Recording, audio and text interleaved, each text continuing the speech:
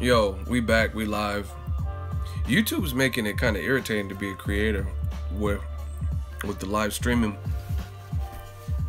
Like, I don't know if they need to update this, but there's some kinks in here where it's like it keeps saying very bad connection, but I got good ass fast internet at home that I pay for, and I'm like, why is it bad connect? How is it a very bad connection? And I have the routers right next to me, so the signal is all bars.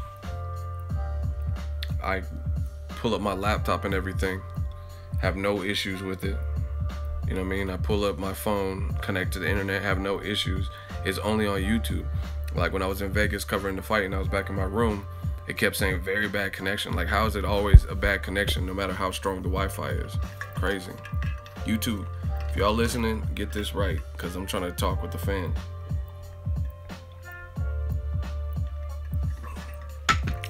Yeah, Skip Bayless is super mad. Look, I actually made this in April.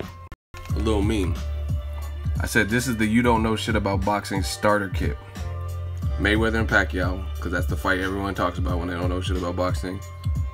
The Cody. So shout out to Amazon Fire Stick. A beer, a keyboard and mouse, and the king of you don't know shit about boxing. This guy right here. He just be saying whatever, man. Like I said, man, the thing is, I don't want to hear shit about y'all talking about, oh, ego, you're biased. I'm biased, okay. And this man, no matter how often he's wrong, he's wrong like 5 times in a row, and he'll never give credit. When his prediction always turns out to be wrong, I never see him bow down and just be like, you know what? Mayweather did his thing. I didn't think he would stop him. You didn't think.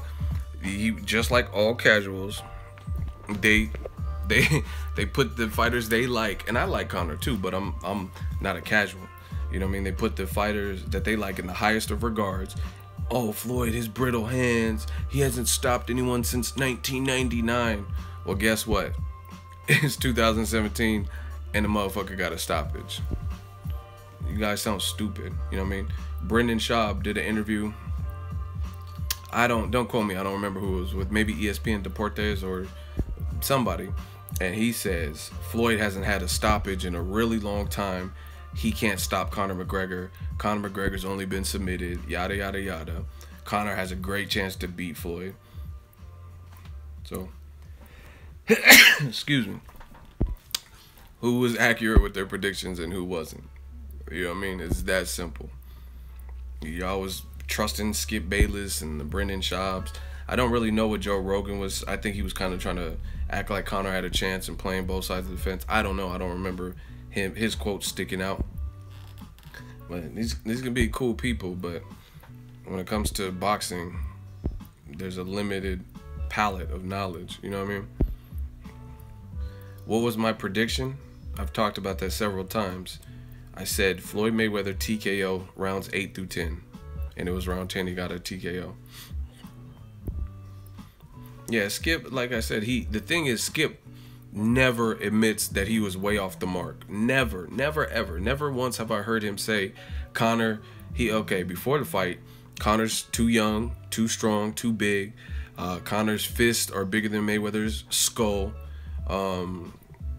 Floyd has never, which was idiotic, but Floyd had never dealt with anyone with the power of Conor McGregor. Where was the power? Because I never once seen Floyd hurt in the fight. You know what I mean? The only time he was, I guess you could say, hurt or bothered was arguably a low blow. You know what I mean? The body shot, low blow. And I said this in the previous video that I did today, so check the channel, is when have we ever seen Floyd hurt to the body? You know what I'm saying? So I think it probably was a low blow or hit him in the hip or something, you know what I mean, a weird thigh or something. I don't know. I'd have to look at it up close, but I kind of believe Floyd.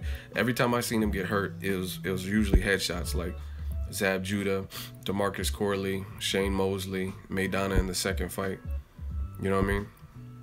I'm loving it. I love my job. 2017. It's amazing how people like Skip. I never hate on anybody who hustle, get their money, but the thing with me, I'm not just willing to say whatever for ratings. I'm not gonna say like go against my own principles, values, and belief system and what I believe in for a paycheck. I'm just simply not gonna do it. You know what I mean? Like I'm not gonna play like I'm some dummy every time I'm in you know what I mean, get in front of fighters, like try to ask bullshit questions that I know the fans don't really care about. I'm not doing that. Like I could easily do that. Conor McGregor, I asked him stuff like I try to ask, because I'm a fan first and foremost. Before I started doing this, I like to ask things that I think people would be concerned with. You know what I'm saying? And that's it. Like I asked him about his whiskey.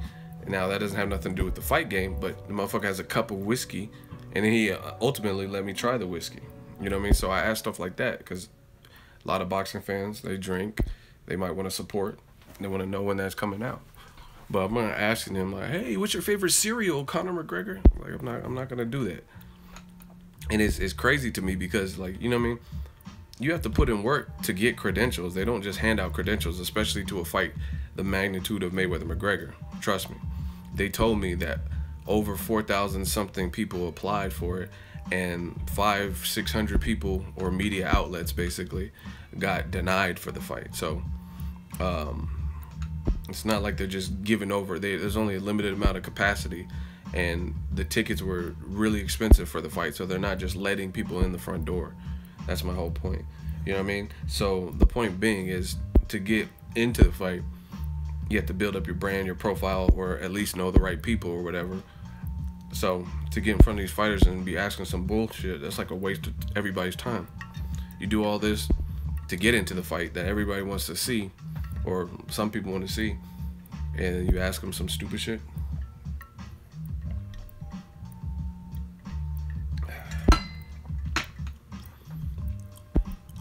No, pay-per-view numbers usually come out like Tuesday-ish. Especially for a big fight, they want it before they announce it to the public. They want to make sure all the tallies come in. Some people had issues like server crashes and issues ordering the pay-per-view, stuff like that. So I think we'll see the numbers. I think they will come out because, you know, sometimes when the numbers are shitty or under expectations, they won't release anything. But I think this fight did pretty well. I mean, there's a good presence, like in the T-Mobile. It wasn't fully sold out, but still 14,263 people in the T-Mobile arena for a fight. I mean, that's pretty good because considering the fact that like diehard boxing fans probably they knew the outcome. So to get 14,000 plus people in that venue for a fight with a 40-year-old and a guy who doesn't really particularly fight boxing, you know what I mean? It's pretty impressive, especially with whatever the ticket prices were. They were probably expensive.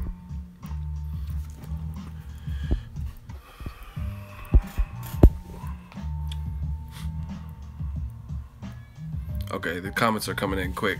Let's get to some questions. This is the live Monday Mail Day.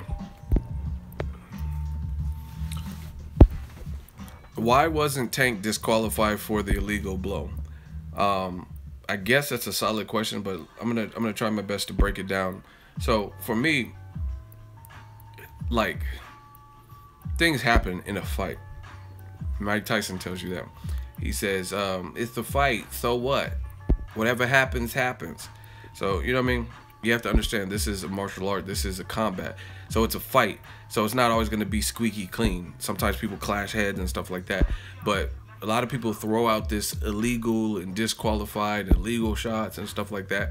You look at fights like Ward Kovalev. Ward was winning the fight, to me. You know what I'm saying? Like, he definitely was not hurt like he was in the first fight. He had a good game plan, stuff like that. So people will say, oh, it was a low blow, Ward fouled him. Ward wasn't even in a position where he would have to have fouled against Kovalev because he was clearly doing what he wanted to do. So the Tank Davis thing is, I don't think he was intentionally trying to, you know what I mean? It's just like the court. Like, if you know anything about the court system, they're hearing somebody's case, they have to establish character. You know what I mean? They have to establish, like, who's right. Here, I'll tell you something.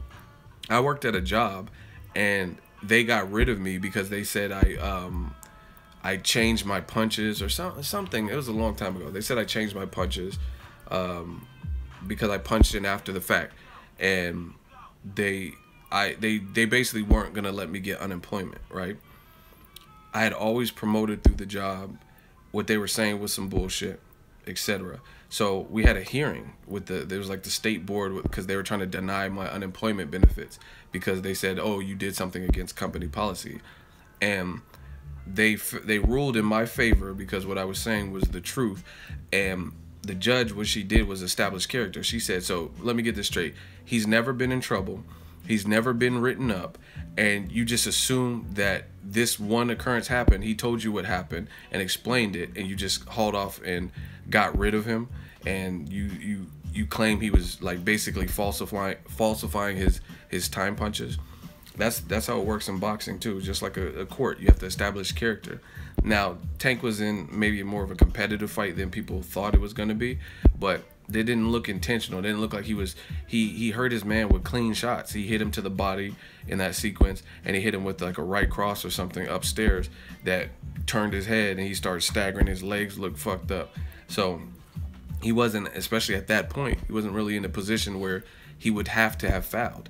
He's clearly an explosive boxer puncher, and that's it. You know what I'm saying? So that's why he wasn't disqualified, because nothing in there was looking like he was doing it dirty. And then the guy fell to his knees. Why was he doing that? Because he's hurt. You know what I mean? He probably doesn't have full grasp of his leg. And Tank, you know what I mean? He has a mean streak, so he just like shook him off, like pushed him off and kicked him off. Like, get the fuck off me. Like, what do you know what I'm saying? Like, Shane Mosley tried to do the same thing, but Floyd had a bear hug. When he hurt Floyd, Floyd clinched him real hard, and Shane Mosley's like get the fuck off me. Like, you know what I mean? You're trying to hurt your man. They're fighters. So I don't think, why would Tank be disqualified? I don't think he did anything intentional to get disqualified. Like, if you have your man hurt, you trying to finish him off, end your night, you know what I mean, on a big card, so you push him off. Like, get off me. What are you hugging onto me for? I'm trying to finish you. That's simple boxing. If you hurt somebody with the succession of shots, you gonna try to let him clinch and recover? No, you been like, get the fuck off me. You know what I'm saying? So I don't think he deserved to be disqualified.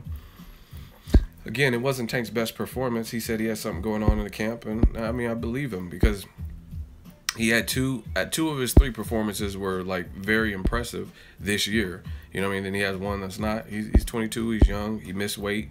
This fight, he missed it at first in the Liam Walsh fight, and then I think weighed in naked, pause, and then he made it. So, I mean, shit happens. But I'm a person, like, I got to see patterns from people before I just assume the worst. You know what I mean? Like, Victor Ortiz, by the time he fought Floyd, the reason why people were calling him a quitter or fought Josecito Lopez is because he had habitually done over and over things like quitter-like behavior he exhibited. Maidana, hey guys, I'm a tree bro. I just feel like I'm too young to be getting beat up like that. What fighter says that? Of course, nobody wants to get their ass beat, but who says I'm gonna quit because I'm too young to be getting beat up? That's really weird, especially when you knocked Maidana down 3 times and you were in your prime, probably younger than Maidana. You know what I mean? Leaping off his feet to headbutt Floyd. You know what I mean? That's quitter-like behavior. Like, you don't want to be in there because you're running the risk of getting disqualified. When you that's an intentional foul. Nobody told Victor Ortiz. See, that's the difference. You know what I mean? If you want to talk about intentional fouls, nobody told Victor Ortiz to, you know what I mean, like leap off his feet and headbutt. That's a frustration foul. There's no way you can, oh, hey, the fucking Holy Ghost went inside of me and made me leap and headbutt Floyd. That, like, there's no way you can cop to that or like speak to that. But that's not what happened with Tank Davis. He didn't do something that was just like, oh, I have to hit him on the back of the head. He hurt him without hitting him. He hurt him before he got hit in the back of the head. And it was a rabbit punch. Let's be clear. It was a rabbit punch, but he hurt him before that. So why would he have to be? He wasn't in a position where he had to rabbit punch. He wasn't in a position where he looked like he was hurt. Again, he was fighting in spurts. It didn't look like it was his best showing, but he never looked hurt to me. He didn't look like he was in Queer Street and just, oh, fuck. You know what I mean? He was actually showboating and stuff. So people are making probably a bigger deal of it than what it is.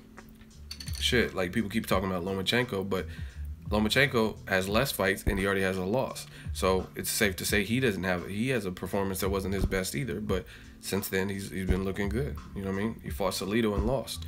Tank didn't have a best showing but still won. You know what I mean? Obviously, I would say Salido's a higher caliber fighter than Fonseca, but the point remains, sometimes fighters, especially if they're young or young in their career, they can have a bad night. It's about overcoming it. I mean, truth be told, Lennox Lewis versus Vitaly Klitschko. Lennox Lewis didn't start that fight off well, you know what I'm saying? But he got the finish, and it was a rightful finish. Some people were mad because Klitschko had success early, but Klitschko's face was fucked up in that fight. Larry Merchant was one of those people that was mad. He was like, "Oh, they stopped it, and he was getting to you." And he's like, "Larry, look at the state of his face. His face was deteriorating. No way he could keep up like that," which is true. A lot of these idiots like Larry Merchant and these casuals, they have this bloodlust where they know what's going to happen. You know Kovalev was on his way out versus Ward. You know Conor McGregor had no energy to even hold his arms up. So you want to just see it. You just want to see him hit the canvas, right? You just want to see him get knocked out. You know what I mean? Like, it's almost borderline pathetic. You know what I mean? It's so pathetic that you want to hang your hat on the smallest minute point. The smallest point. Yeah, Klitschko beat Lennox Lewis's ass, but Klitschko's face looked like shit. You know what I mean? And Lennox Lewis was out of shape, and that was his last fight, and he still had his face looking like hamburger meat. But whatever. You guys know more about boxing. You guys are the ones with the successful YouTube boxing channel and platforms. What else y'all want to talk about? Shout out to Greenland. Vegas was electric. Like, I have fun personally, like at the grand arrivals and stuff, but a lot of people don't show up until the latter part, like Thursday, Friday, Saturday. Those were the most lit days. You know what I mean? I got there like, I think Tuesday. I got there Tuesday, Wednesday. It was kind of cool, but then at night there wasn't too much going on. You know what I'm saying? But especially Friday and Saturday, people came for that weigh-in and people came for the actual fight. So,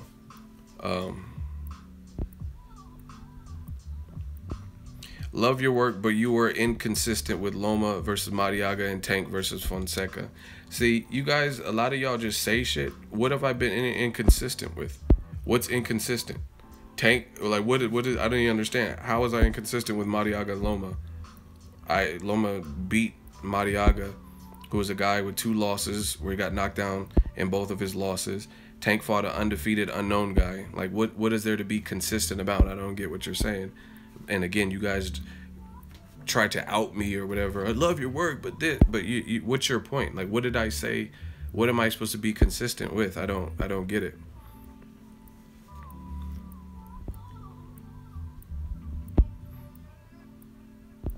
Yeah, Skip Bayless, he'd be on the dumb stuff.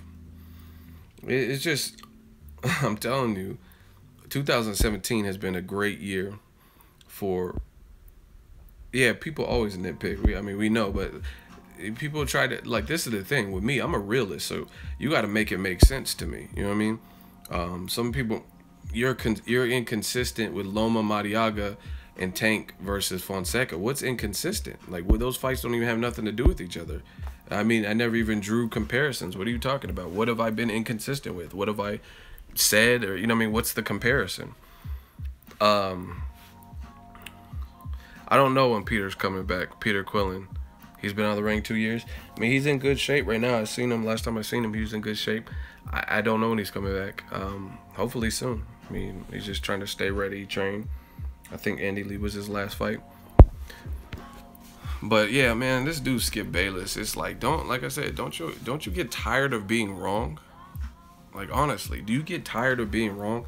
And I'm telling you, all these people, like, it's so funny. Like, I've seen so many people in this game come and go, and I'm not saying it like I'm just the oldest person in media, because in fact there's people who've been in media a lot longer than me, and I'm more known than them. You know what I mean? Like, people who go to the fights, they know me and recognize my work because I've been able to capitalize off of just the internet and social media and stuff like that. But I've seen a lot of people come and go, and I'm telling you, a lot of people are too prideful in this game, and they don't know when to fold. They don't know when it's time. Okay, all my predictions are wrong. Everything I'm saying is some bullshit, and the fans are getting tired of it, and they don't know when to like switch sides and maybe be more realistic. And you'll see, and I'm telling you, you'll see those people slowly disappear, slowly but surely. I've already seen it. I've seen writers write articles, and every time they wrote some bullshit, before people didn't say nothing, but now you look in the comment section and people are like, this writer's a fucking idiot, and how, and they're like exposing flaws in the article, or YouTube channels that stop making videos, or the videos are far and few in between. They used to have bigger audience and viewership. Now you look at their numbers, or you look at the views, they're gone totally, or nobody's really fucking with them. You know what I'm saying? You're gonna see more and more of that. I promise you. I told you, Death Row East, all that other bullshit, it's out the window. New media, we coming, and that's just what it is. You gotta be truthful in this game. People like different opinions. That's not an issue. You know what I mean? Not everyone's gonna agree. I said Danny Garcia. Some people said Keith Thurman. Some people were split. Those things aren't an issue. But when you just come in on that Skip Bayless tip, saying stupid shit, and then when you're wrong, that's another thing. There's a lot of cowards in this game. People who try to cover boxing, or people like Skip Bayless, cowards. When you're wrong, the respectful thing, this is a gentleman's sport. The respectful thing, just admit you're wrong. Just be like, you know what? I was wrong. I didn't think Floyd could get a stoppage because he hadn't really stopped anyone. But you know what? He proved me wrong. Joe Rogan even said he's one of the main voices for the UFC, and he said the stoppage was fair. He said the stoppage was fair. You know what I mean? So Skip talking about, oh, it's a robbery, and he was on his way to stopping Floyd. You just sound stupid, and nobody believes you. You need more people. Like Jay-Z said, nobody believes you. You sound dumb. You look dumb. You didn't know what a pull counter was. You look like the Crypt Keeper. You know what I mean? All that shit is done for. I promise you. Max Kellerman, he knows boxing, but he was also saying Conor wouldn't land a shot. That's again, it's because there's this civil war going on. Like HBO has a good fight with Canelo Triple G, and people had this notion that, and HBO also had a competing fight with Mayweather McGregor, which was Kodo Kamagai. So Max Kellerman, being an HBO company man, overly slaughtered Conor's ability to even hang in there at any capacity, and said he wouldn't land one thing. Floyd's 40 and he's off the couch 2 years. You know what I mean? Conor, just not knowing what Conor would do, being an MMA fighter, and being that he's bigger, maybe strong, and has a reach advantage and probably awkward, that alone means he's going to go some rounds. And he's tenacious, he's young, and he has confidence. You already know, even if he fought Canelo, I don't think Canelo would have knocked him out in the first round. I really don't. Because Canelo you know what I mean? Canelo, okay, who is Canelo knocked out in the first round? He didn't knock out James Kirkland, who has no fucking defense. It was off a year layoff. So how's he going to knock out? I think he would knock out Conor, you know what I mean, in boxing only rules. But I don't think he would knock them out in the first 2 rounds. So people put on unrealistic expectations. Floyd, most people he steps in with now, the bigger names are bigger than him. Like, not in terms of names, but bigger size-wise. So it's going to, you know what I mean, he's going to have to break them down more. You know what I mean? If you put Josecito Lopez in there with Floyd, or put you know what I mean, like I can't even think of a person, but put someone from 35 or something in there with Floyd, then you'll see a monstrous Floyd, because now he's gonna be the way bigger guy. You know what I mean? Even though he was bigger than Pacquiao got stupid thump in that left, and you know what I mean, he's a very experienced fighter, so it's different. It's different for a situation like Pacquiao. But most guys who, if like Mariaga just fought Lomachenko, put a Mariaga caliber guy from 140 in there with Floyd at 47. It'd be different, but that's not the case. Most of the bigger fights for Floyd recently, the guys are naturally bigger, maybe even stronger than him. So you know what I mean, you're gonna have to break him down a little bit. But if you put him in there with the 35 or a 40er, you know what I mean, not like a Terrence Crawford, but like a Mariaga level person, he's gonna eat them alive, like he does. And I know some of his sparring partners, and I've heard stories, and I know what happens in sparring because I hear about it all the time. You know what I mean, getting in there with it could be an undefeated 10-0 lightweight, and then they get chewed up and get, you know what I mean, stopped. Super chat, do the shmoney dance. AJ left a $2 super chat, thank you. And it says Conor needed Mike's magic stuff from Space Jam, LOL. Wow. Yeah.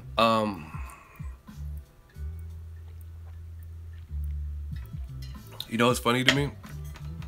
The Conor fight, it has some dirty moments, like the hammer fist and shit. Conor, because it reverted, that's all instinctual. When you get a guy hurt in the UFC,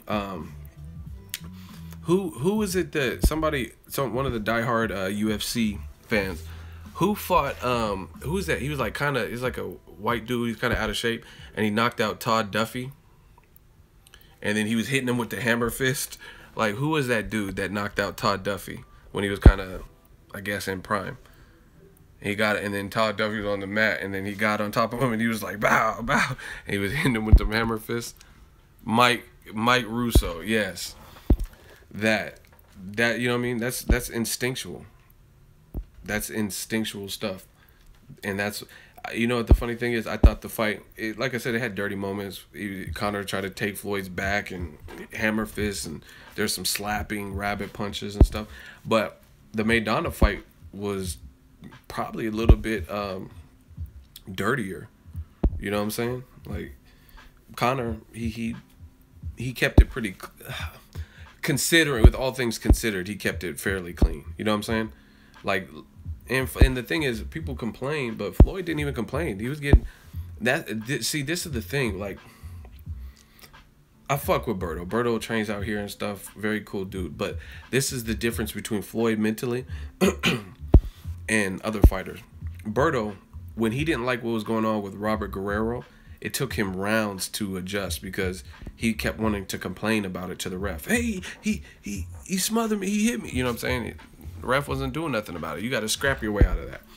When Sean Porter was coming in with his head, I understand it's annoying, but that's the difference in terms of caliber of Floyd, is because Floyd goes through the same thing. Different fighters, different people have different approaches. Maidana had a very rough approach with him. Conor McGregor was hitting him with rabbit punches, slaps, and behind the heads, and Floyd don't complain in there. You know what I mean? Like, I mean, in the moment, he, like, in a certain sequence, he might be like, oh, he did something and advise the referee, which you're supposed to be doing. But he doesn't complain like, let's say, like Berto versus Sean Porter. Berto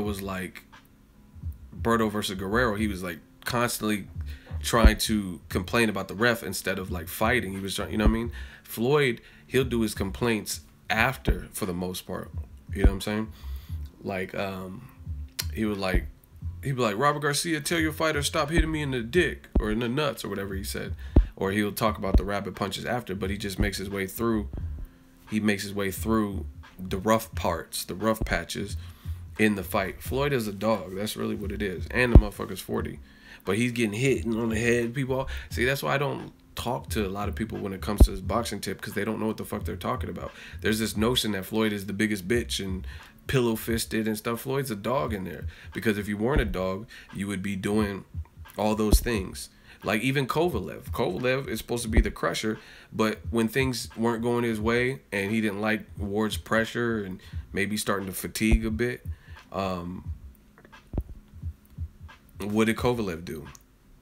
He took the easy way out. Look, and it's so funny to me. I could do this all the day.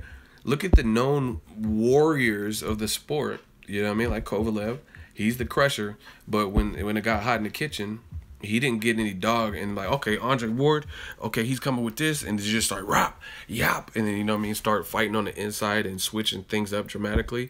He sat his butt on the rope and let Ward swarm him and bring the inside fight to him whilst trying to complain about a low blow, and then he ended up getting his ass stopped. Listen to me. If you're a boxer, if you're an up-and-coming fighter, if you just respect the fight game, if you are getting assaulted and it's unanswered and you're not throwing any punches, you look exasperated, your hands are down, all that, you're getting stopped. The ref was not going to allow that. Like, okay, like, you know what I mean? Oh, keep getting him. Get him, Dre. Get him, Floyd. Most refs aren't going to do that. Now, see, I know my boxing. Mickey Ward's brother, Dickie, right? He fought this one guy, and I don't know if the guy owed the ref money. I forgot the name of the fight off the top of my head, but it's a famous fight, and Dickie was going ham on the dude, and he nearly killed the guy, it looked like. What is that? I gotta figure out what fight that was again. But it was merciless. No, I said Mickey Ward's brother. He has a different last name. Y'all don't know Mickey Ward's brother? His name is Dick Eklund, not Dickie Ward. I said Mickey Ward. Mickey Ward's brother is Dick Eklund. Dickie, that's his name. You laughing, you don't know what you're talking about. You're like, ha, what do you mean Dickie Ward? I said Mickey Ward's brother, Dickie. His name is Dickie Eklund. You laughing because you don't know shit about boxing. They made a movie about him. Mark Wahlberg played Mickey Ward.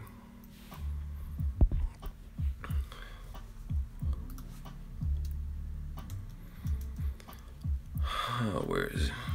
Oh, here it is. I found it. So, Mickey Ward's brother, listen, Mickey Ward's brother, Dickie Eklund, fought a guy named Alan Clark. Now, this ref was tripping. I'm going to show y'all. Another bout rather on the card. The semi-final on the card tonight features Eklund from New England against Alan Clark of Halifax in a welterweight matchup. Now, we're going to show this to you twice so you can see what really happened. 10th round to stop the Shut up. Watch, this ref was tripping. Look how long he allows it to go on.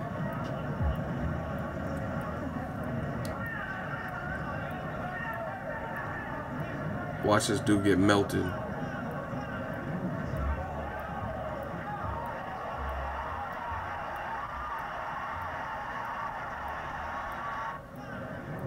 What the fuck? He's out. He's out. See? Look. Slow ass ref. The fuck? That's Mickey Ward's brother.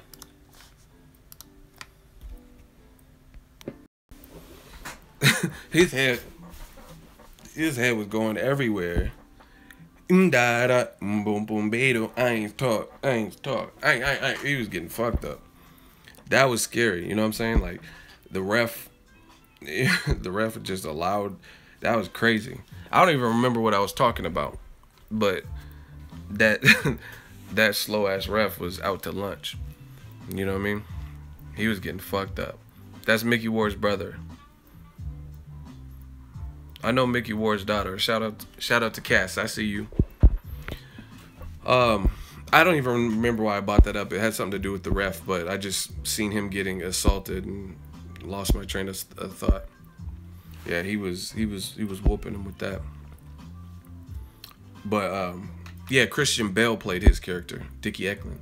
He's like, Mick's a bit squirrely. You don't know movies, you don't know fighting, you don't know shit.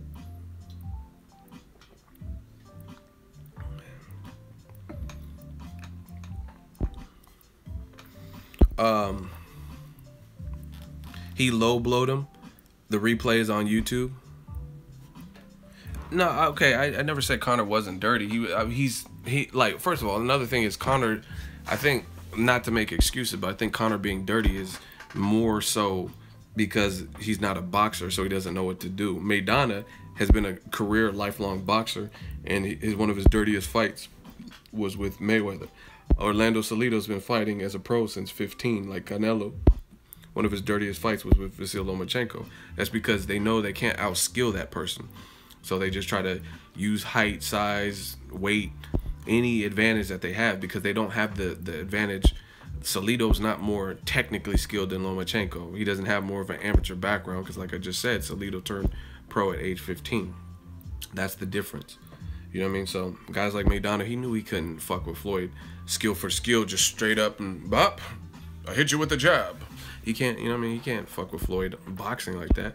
So his only chance was to maul him, make it rough, pressure, use your youth advantage over him, stuff like that. Conor's, I honestly think his was a little bit different. He's not a boxer, you know what I'm saying? He's not a boxer, so he's just reverting back to his natural instinct with the hammer, fists, and all that shit. That's the difference. And like, cause you notice there's a couple times where he started taking Floyd's back like they do in the UFC, and he started hitting him, like, because in the UFC there's no ref breaking up certain things like that. If you try to tuck in, you know what I mean, they can hop around and start hitting you. You know what I mean? It's a different type of fight game. And Conor, see, this is what I always say. People. That's why I don't believe in one training camp to get it right, because in 8 to 10 weeks, you can even have a long 12-week training camp. You're not going to learn stuff or unlearn certain things that you've been doing all your life. You know what I'm saying? It's just what it is. So in one training camp, Conor can get as diesel as he wants and bring Joe Cortez. You know what I'm saying? He spent all his money bringing Joe Cortez in, a real ref, and having stare downs. You still got stopped. You know what I'm saying? You did all that and still got stopped. So none of that mattered. You brought Joe Cortez in. You could have brought Mike Tyson in. I'm ecstatic. You could have brought him in as a guest judge. None of that mattered because you still got stopped in boxing. You know what I mean? Same thing with Ward Kovalev. Ward told me this personally. I said, why didn't you feel threatened when Kovalev hired this Olympic style drug test, or not Olympic style strength and conditioning? He said, because I heard he drinks vodka and just different stuff like that. And he said, at the end of the day, there's only so much you can do in one camp. He said, I live a certain lifestyle. We've been stacking. So we've worked our way to this moment since the Olympics. Before that, we've been stacking. So little by little, it's all adding up. So there's only so much you can do in one training camp. He was in there crying. I love Mike Tyson. I hit him with a body shot. He was like, He was in there. He was crying. He was crying in there. Mike Tyson, ruthless. He was making feminine gestures. He was crying in there. Floyd did carry him. I don't care what nobody says. That's what I really feel. Like I said, he's been in there with threatening punchers like Canelo, and he was trying to walk Canelo down in the first 2-3 rounds. A guy who clearly can hurt you. We've seen Canelo knock out many a guys. We've seen Canelo get in there with Lada and make Lada very evasive. And Floyd didn't fight throwing that few punches in the first 3 rounds.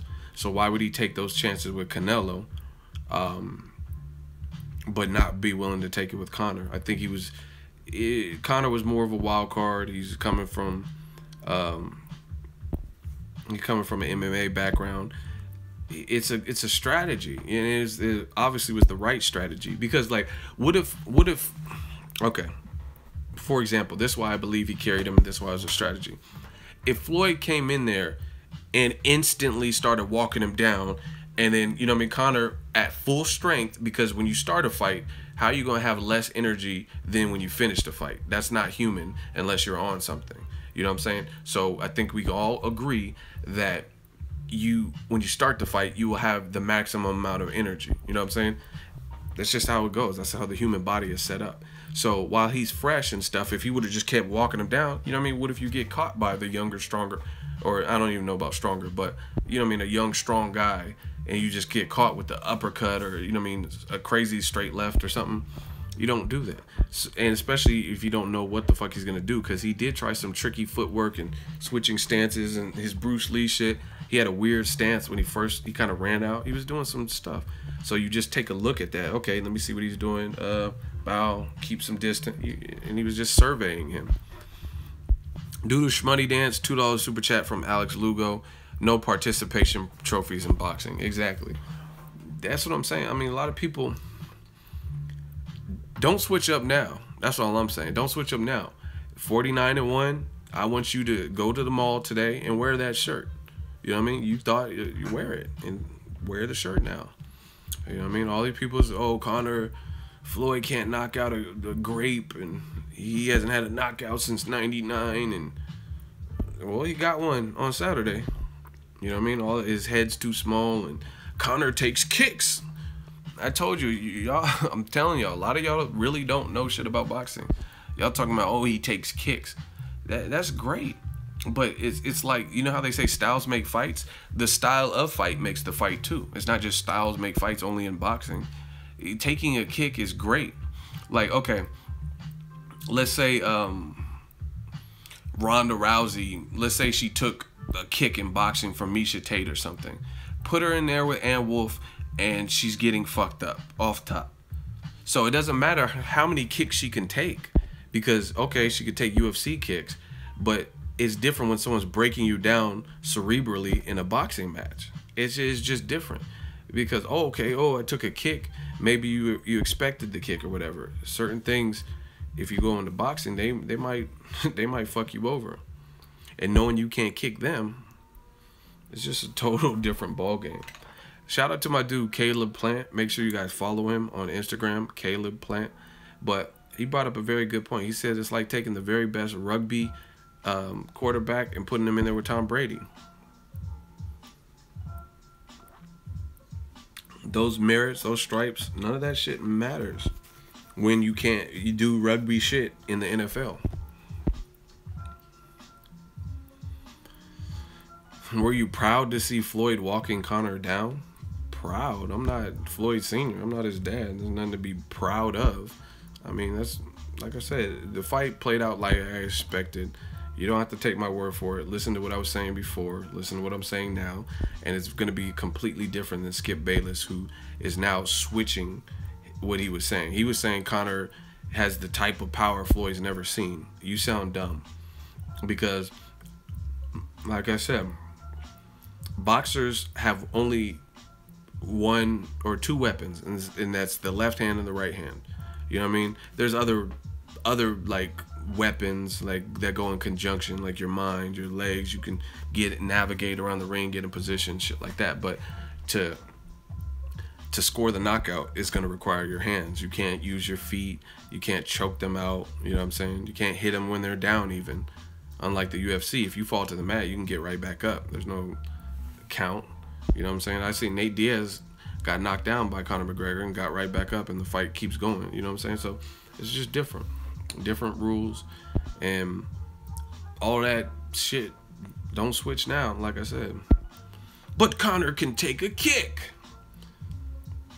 That's you know what I mean? That's what he's training for. The smaller, much smaller man walked down the much bigger man, and a 40-year-old walked down a 29-year-old. Floyd is still an anomaly. I don't care. The fact of the matter is Conor's still a fighter. I understand it's his pro debut and 0-0 and all that bullshit, but the smaller man walked down. Adam4427, you sound dumb as hell. You're talking about fatigue. See, this is what they want to do. They want to discredit what Floyd was doing in there, subtle things, and just say fatigue. You think if Paulie Malignaggi, for example, was in there, do you think he would be that fatigued? You know what I'm saying? Y'all just want to skip the whole middle and just go straight to the end. You know what I mean? There's a reason for the fatigue. He was getting worked over from the beginning of the fight. You know what I mean? He was somewhat competitive, I guess you could say, in the first 3 rounds. But it just shows you they're two different sports. And he's 40 years old. Why didn't the 40-year-old fatigue? Anybody could, oh, he got tired. Of course he got tired, because he was getting worked over. He was getting stuck to the body. He was being made to think. He was probably nervous. Floyd was jabbing him. Floyd was making him use his legs. And Floyd was hitting him, you know what I mean, with rights, shooting different shots. Of course he got tired. And but he only won because that's you understand how stupid you sound? He only won because Conor got tired. You sound like a mortal idiot.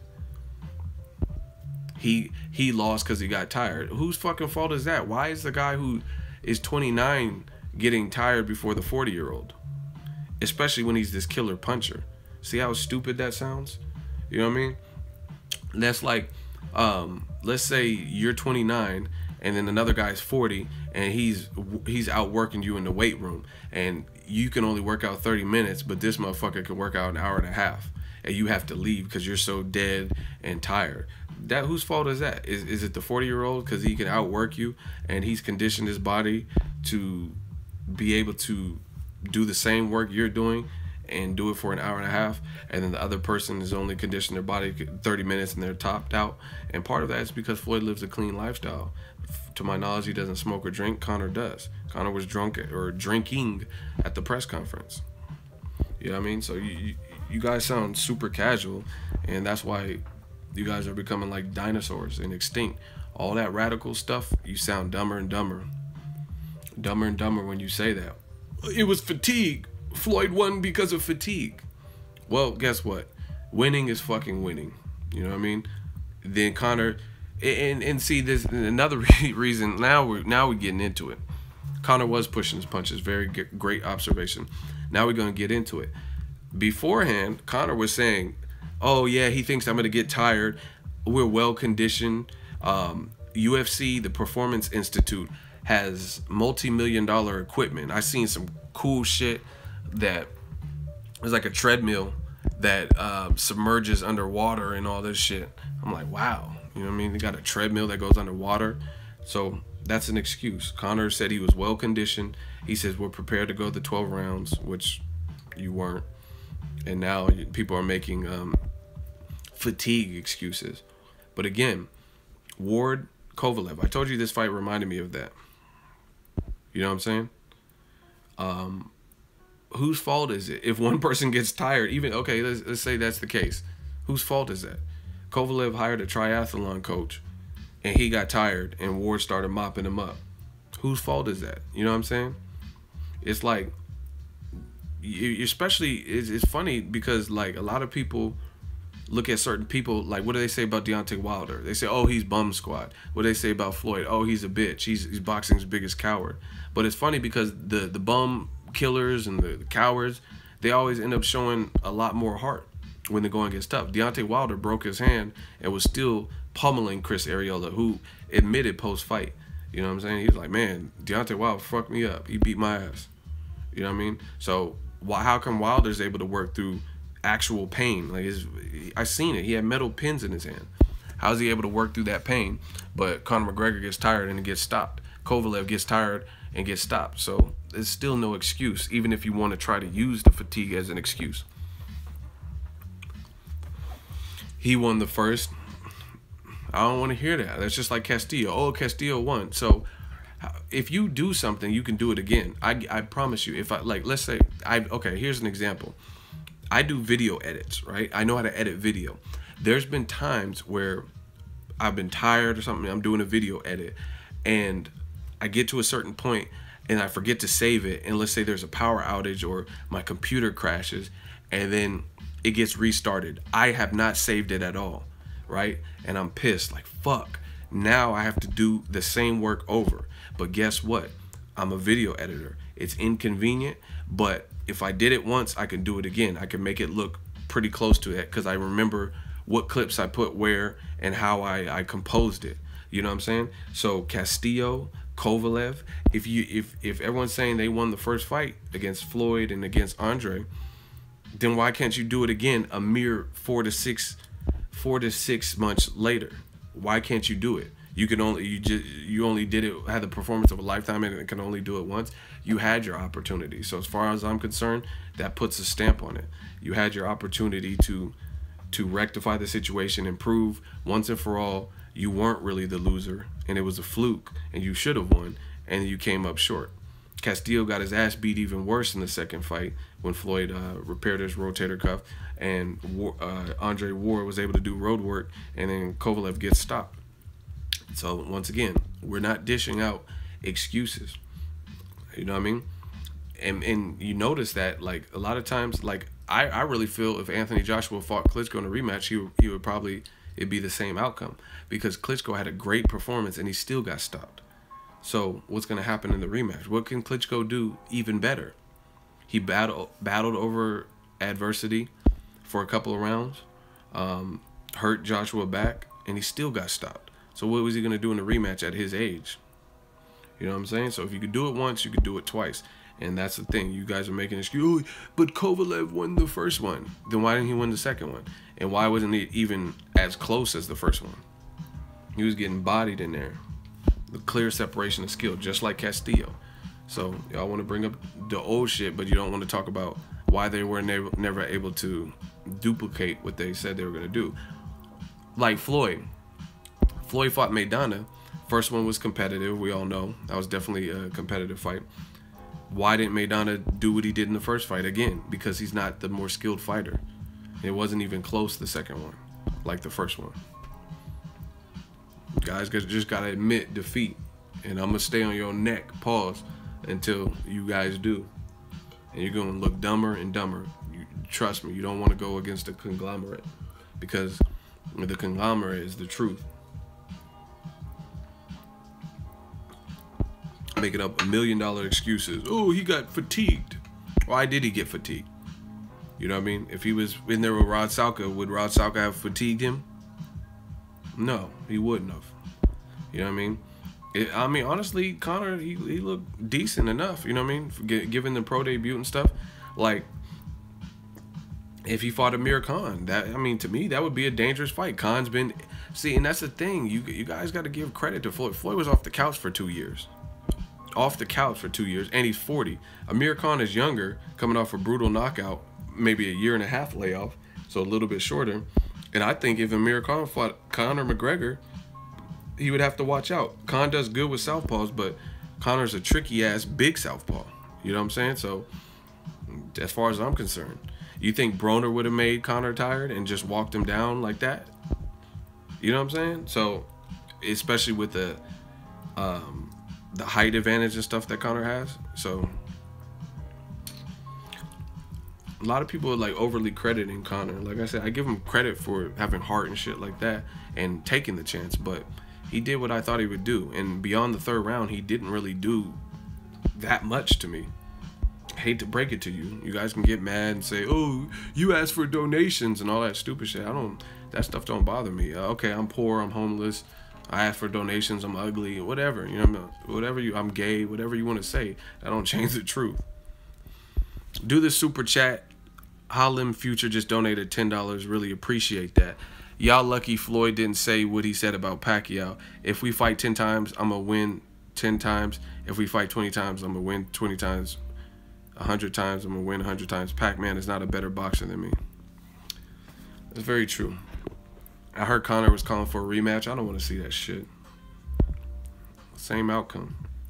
Unless they keep waiting or some shit and Floyd really gets old. You know what I'm saying? But once Floyd got to look at you, it's not going to be good. I think part of what the selling point for this was curiosity, but we all pretty much had our curiosity satisfied. Shane Mosley was on Undisputed today, and he said the same thing. He's like, nah, they don't need a rematch. We've seen. Bottom line, UFC is UFC. And I keep saying this point. Hopefully you guys understand what I'm saying. We need to get the likes up to 100 too. Make sure you hit the like button. I've been on almost an hour, and we're not even up to 100 likes now. So make sure you guys hit the like button, please. But Shane Mosley said it too. He's like, I don't want to see a rematch. Bottom line is this. I keep telling you, UFC is fun. It's fun to watch and stuff.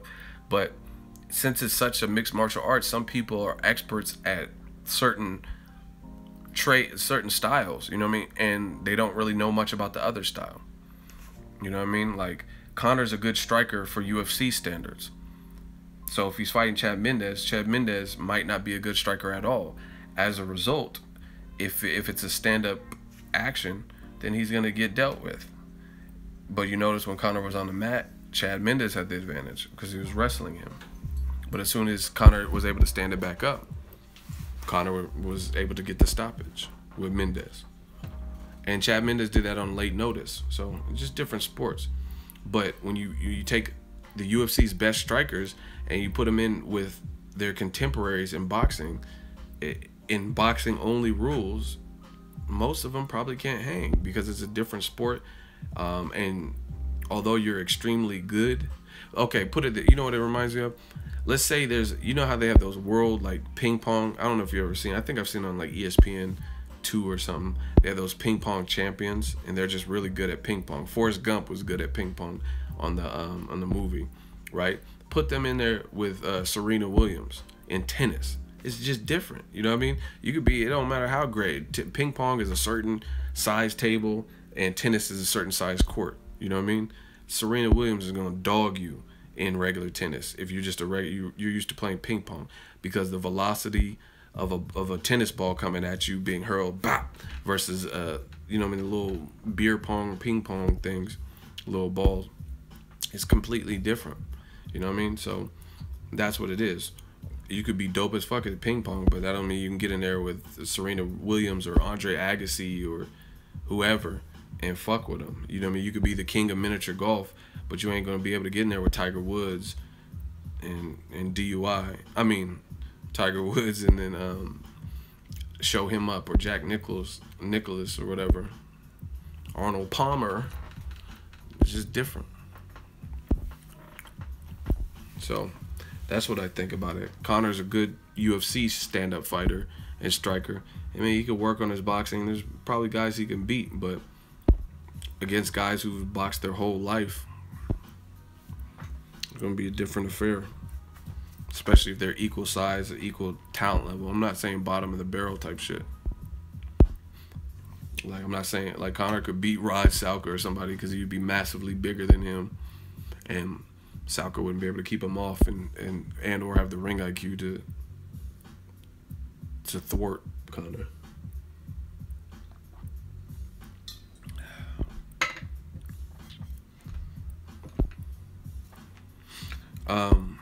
What other questions y'all got?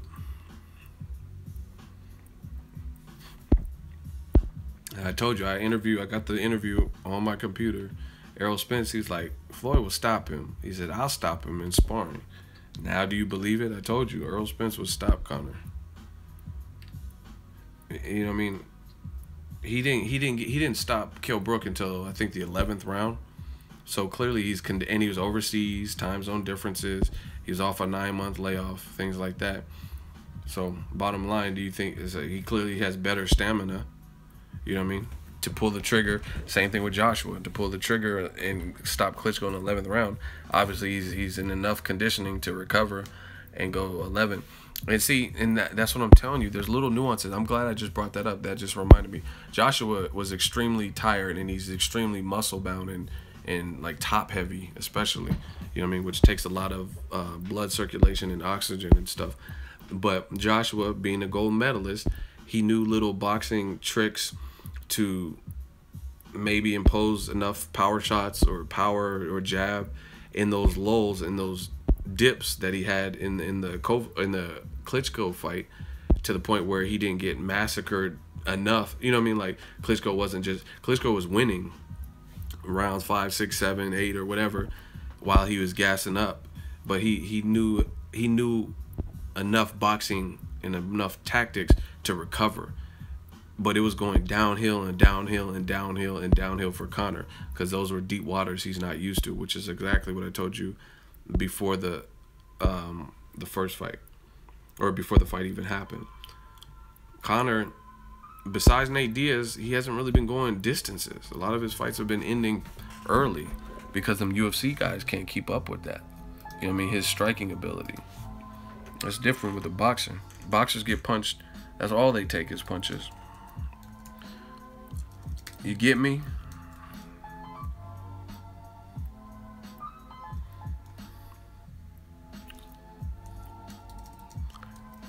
You just heard Errol Spence and Crawford in December.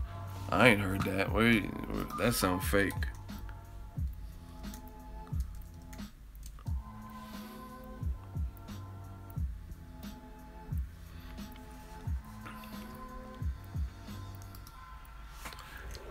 Now, see, this is so funny. I just seen a headline. It said Max Kellerman admits he was wrong. You see how all these motherfuckers have to either continue playing this game of the bullshit they said, like Skip Bayless, he's gonna go down with the ship type shit and just make up some bullshit. McGregor was robbed, and Floyd looked old, and Floyd sucks still, and Floyd ran. You can't even really say that, but you know what I mean, whatever you gotta say to save face. But now Max Kellerman is apologizing to Conor. See, notice I don't have to apologize for shit because I paid the fight the proper respect. I said I think Conor could be awkward. I never thought Floyd was going to go in there and knock him out in the first 2-3 rounds. That's not realistic, especially if you know how Floyd fights. It's not.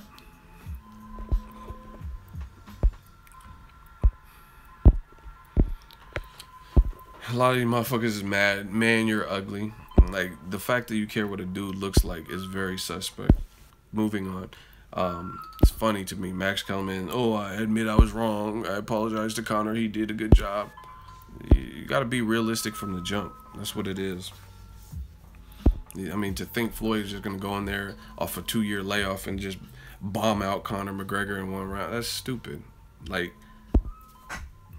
he didn't bomb out Robert Guerrero in 1 round. Why is he going to bomb out a much bigger southpaw who we don't know what's going to do because he's not a professional boxer? People say crazy shit and always got to take it back and apologize. I ain't apologize for shit because I still feel the same way. Unrealistic expectations. You just got to be honest, you know what I mean? Like I said, this prediction was very easy, you know what I mean? Normally I probably wouldn't even brag just because this prediction was so easy, but the only reason I'm being boastful is because a lot of motherfuckers was fooled by Conor because he talked a good game. They're like, man, 49-1, guys. Look at this, man.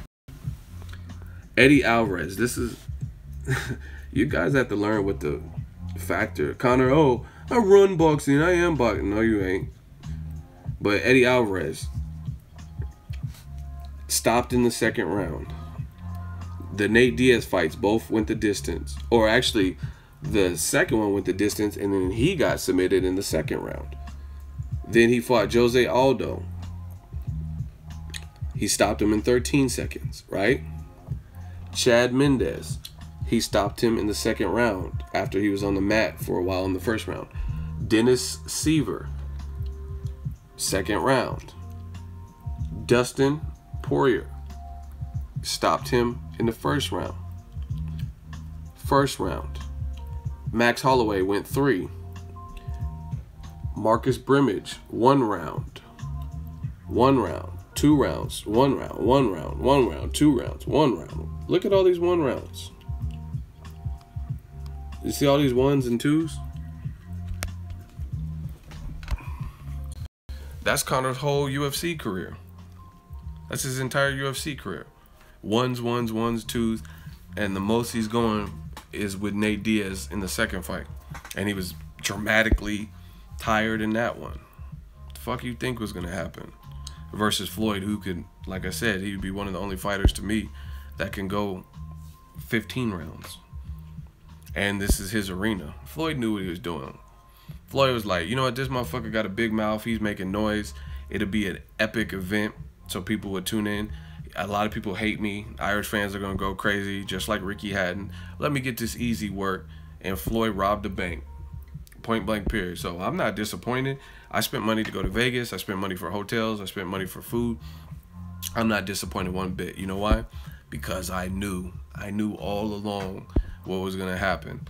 And the only people that would be mad, oh, I wasted $100 and I flew out to Vegas. The people who were mad are people who really believed that Conor was gonna fuck with Floyd in boxing.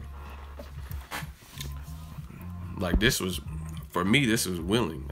I consented to this because I knew what was gonna happen. Like I said, you look at Conor's fucking UFC career. 1 round, 1st round, all them 1st round knockouts and 2nd round knockouts with guys who can't box for the most part. You know what I mean? And then again, when he fought someone of equal size like Nate Diaz even said this. He's like, you fought a bunch of midgets and shit like that. You fought someone of note. That's why, like Conor just said, he said, if I rematch Nate Diaz in a trilogy, it can't be at 170. It wants to be at 155. Why not? Conor's big. He said Floyd's skull is too small, and Floyd, his head is smaller than my fist. So why not fight like you fought the first 2 at 170? Because he don't want that Stockton heat, that 209 Stockton slap at 170. He wants the fight closer to a weight he feels more comfortable with. But you had all the bravado and like, oh, I'll fight him at 170. Get comfortable, get comfortable. And you had 2 fights at that weight. Now you don't want it at that weight no more.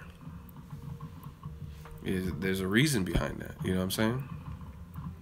You don't want that. You don't want that weight. You want the back. You want to. You're the A side. You want that advantage back. You don't want a 6'8" Nate Diaz with extra weight on him. And that's what it is.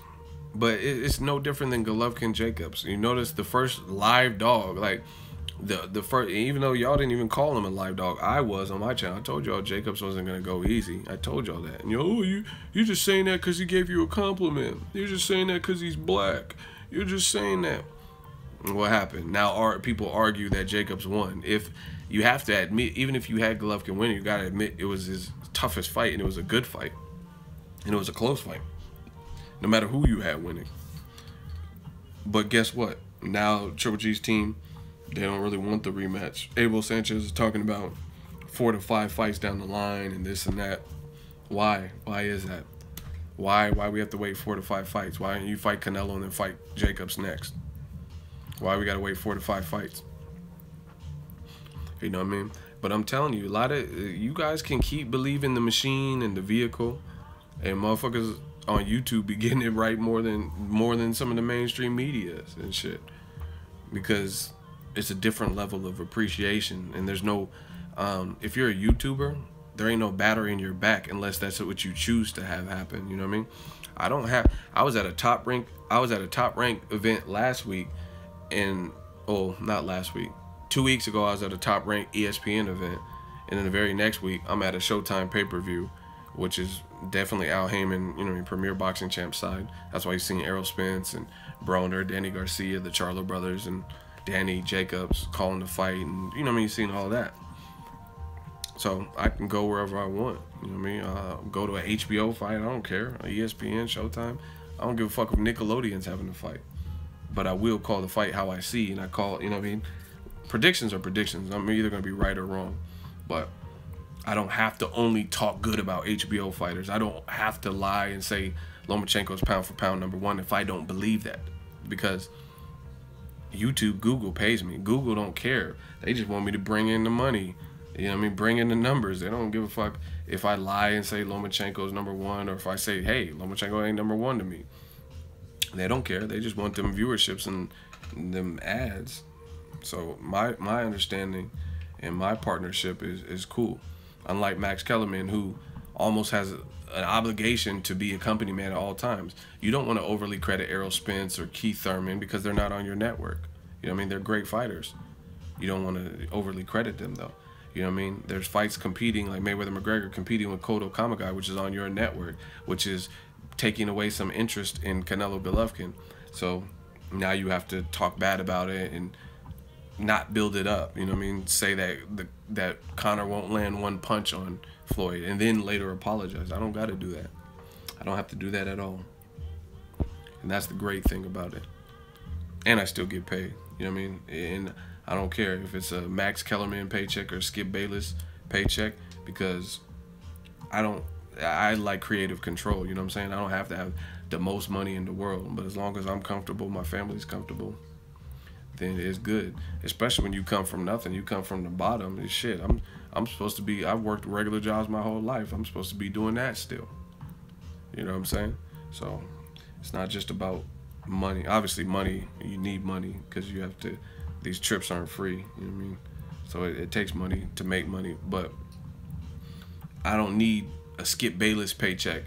But then everybody in the industry is saying, oh, you ego, you fucking suck, and your predictions are always wrong, and you don't know shit about boxing. I don't need money that bad. I'm cool enough. Yeah, I mean, no one takes Skip Bayless serious for this exact reason. Nobody takes him serious. How do you even have any iota of credibility and every single prediction is wrong? Every one. Mayweather Pacquiao. Oh, Pacquiao's gonna knock him out. Doesn't happen. Oh, it's his shoulder. No. Every single time it's an excuse. Every single time you just admit you don't like Floyd, and you're always wrong. And like, I swear to y'all, man, even if there's a fighter that I didn't like, but if they keep like, I don't really dislike any fighters, to be honest, because they all entertain me. And that's just being honest. There's not a fighter I could see. Like, I don't really dislike people or hate people like that I don't know. That's just me as a man. Maybe it's some alpha male shit. I don't know. But if I don't really know you on a person, I can not agree with anything you say or not like your attitude. But I don't really not like people that I don't know. That's just me. I can't be like, oh, I fucking hate that guy, and I never had a conversation with him. That I can't do that. I could be like, oh, I don't really like how he gets down. I don't like how he moves. He seems like a snake or something. You know what I mean? I can do something like that, but I don't genuinely dislike somebody. Like in the Bay Area, we say on sight, like meaning you see him and it's gonna be automatic friction if you see that person. I don't do that with people I don't like. But even if there was someone that I didn't like, I wouldn't. If it wasn't advisable to bet against him, then I wouldn't. Like, let's say I hated Floyd Mayweather, but he keeps proving me wrong and keeps making me look like an idiot time and time again for 10, 15, 20 years. Then eventually I'm going to be like, I don't like the motherfucker, but he can fight. So guess what? I'm not picking Victor Ortiz to beat him. But it's crazy, man. Victor Ortiz, Oscar De La Hoya, like, hey guys, this is a good fight. I do believe that Victor Ortiz has the blueprint. You say all this stuff, and then after the fight, Victor got his ass kicked. What can I say, Mayweather? You know what I mean? Like, no, I'm not doing that. I'm not. Oh no, that's just not in my nature. You know, if I didn't think Victor Ortiz is gonna win, I'm not gonna lie to you guys and say he's gonna win. If I hate Floyd, I'm not gonna say Victor Ortiz is gonna win if I don't think he's gonna win. That's really how I get down. I told y'all Canelo was gonna lose. You know what I mean? It's like, at when point are you gonna be right? Hey, I know I told you that Victor Ortiz had the blueprint, but it was actually a lunch menu to this Chinese spot. Canelo Alvarez, he really has the blueprint. I gave it to him, and then Canelo lose. Like, what the fuck? Like, who has this blueprint? Like, honestly, who has the blueprint? First, it was like Victor Ortiz. And then if Floyd says, oh, I'm coming back for 51, I'm fighting Josecito Lopez. Hey, I know I said that Victor Ortiz had the blueprint, and he didn't. And then I said Canelo had the blueprint, and he didn't. Josecito has it. Like no, man, I'm not going to keep doing this. Like I said, do y'all like being wrong? That's what it feels like. I mean, respects to Oscar, even though he hated this fight and he doesn't like Floyd, at least he didn't say, hey, guys, Conor McGregor has a strong chance to beat Mayweather. At least he didn't do that. You know, he just said, fuck the fight, fuck y'all, death row, you know what I'm saying? Like, I respect at least that, you know what I mean? But Skip Bayless, like, goddamn, I mean, at least De La Hoya is right sometimes, you know what I mean? Sometimes. Skip Bayless is literally, I can't think of, first of all, they don't even talk about certain fights. If it's like Victor Postol, Lucas Matisse, I don't even hear Skip Bayless even talk about those fights. Crawford and Dong, I don't even hear him talk about that. But it's a major fight. Every single major fight I could think of, Skip Bayless has gotten wrong. Mayweather, Pacquiao, just every fight, you know what I mean? Probably Canelo Golovkin prediction gonna be wrong. Mayweather, Conor, you know what I mean? Every fight he gets wrong. Pacquiao, Horn, he gets wrong. Yeah, Pacquiao's gonna kill him, and then Pacquiao loses. Like, when do you get a fight prediction right?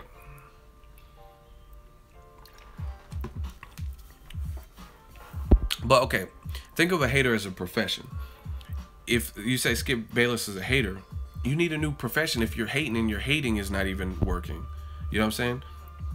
It's like Skip Bayless trying to speak this into existence. Yeah, if I just keep talking shit about Floyd, eventually he'll lose. You know what I'm saying? Like, laws of attraction type shit. Like, how are you just content being that wrong? Meanwhile, I think I got every single, from Kell Brook to Errol Spence. I picked Errol Spence by stoppage, late stoppage. I was right. I picked Anthony Joshua to stop Vladimir Klitschko. I was right. You know what I'm saying? I picked all these predictions, right? Got them all right. Mayweather, Conor, right?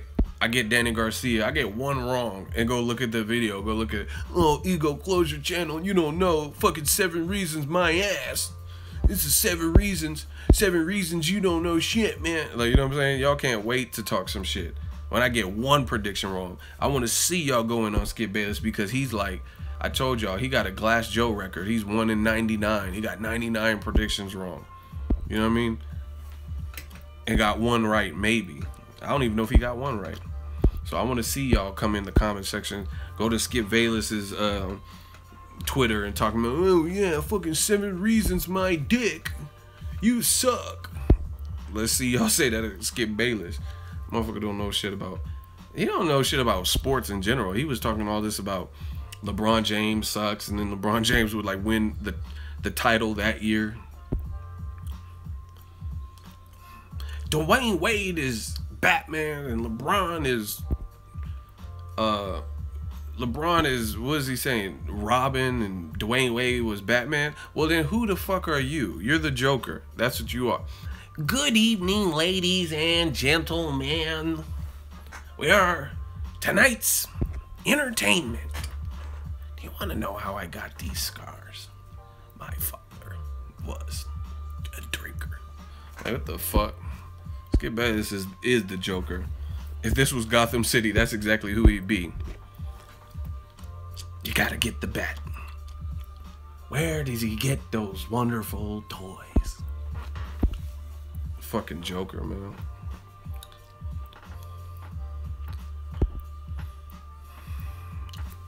Lock my screen. Why? What happened?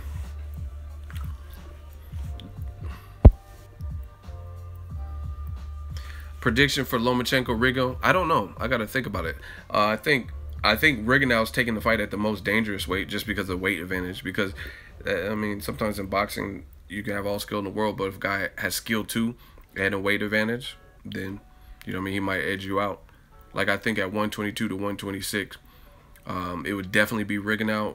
At 130, I don't know. I think Rigondeaux can win, but I don't know. That's the type of fight I have to kind of look at a little bit more, like probably research some fights, recent fights and performances, really analyze things, see how training camp's going, and that's just my honest opinion.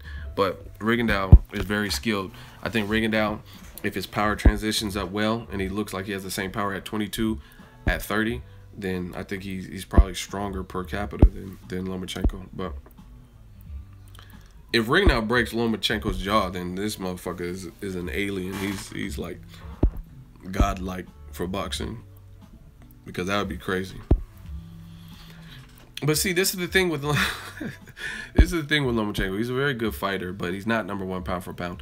And I literally, this is what I'm telling you about, like Skip Bayless and Max Kellerman. All these people keep taking back what they say. Do you notice? Do you understand that I haven't had to take back really shit? You know what I mean? Even the Danny Garcia, Keith Thurman, I got it wrong. But I didn't really take back what I said. If you listen to the whole breakdown of the video, I never shitted on Keith Thurman. I never said, oh, Keith Thurman's not going to land one punch or he has no chance. I told you this is a good fight. It's a 50-50 fight. And I made my pick. With all these other dudes saying this radical shit and then it's never true. You know what I mean? Like what I said about Lomachenko. Do you understand? I have not reneged on anything I said about Lomachenko not being pound for pound #1. In fact, I interviewed Caleb Plant, who also agrees that Lomachenko is skilled but not #1. He's a Caucasian from Tennessee. He's a fighter and he's skilled.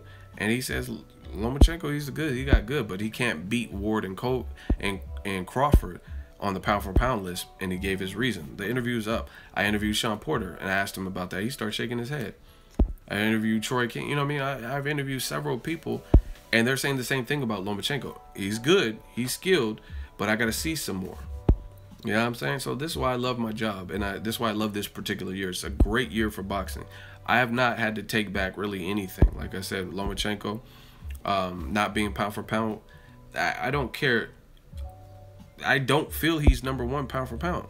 He could get there if he takes the right course of actions, but they're prematurely, just like they did with Chocolatito, prematurely putting him up there, and it's just not a good look, because you notice all these people always have to change. Like ESPN, HBO, they said Chocolatito was #1. He's a good fighter. I like him. He's exciting. He's willing to put the work in.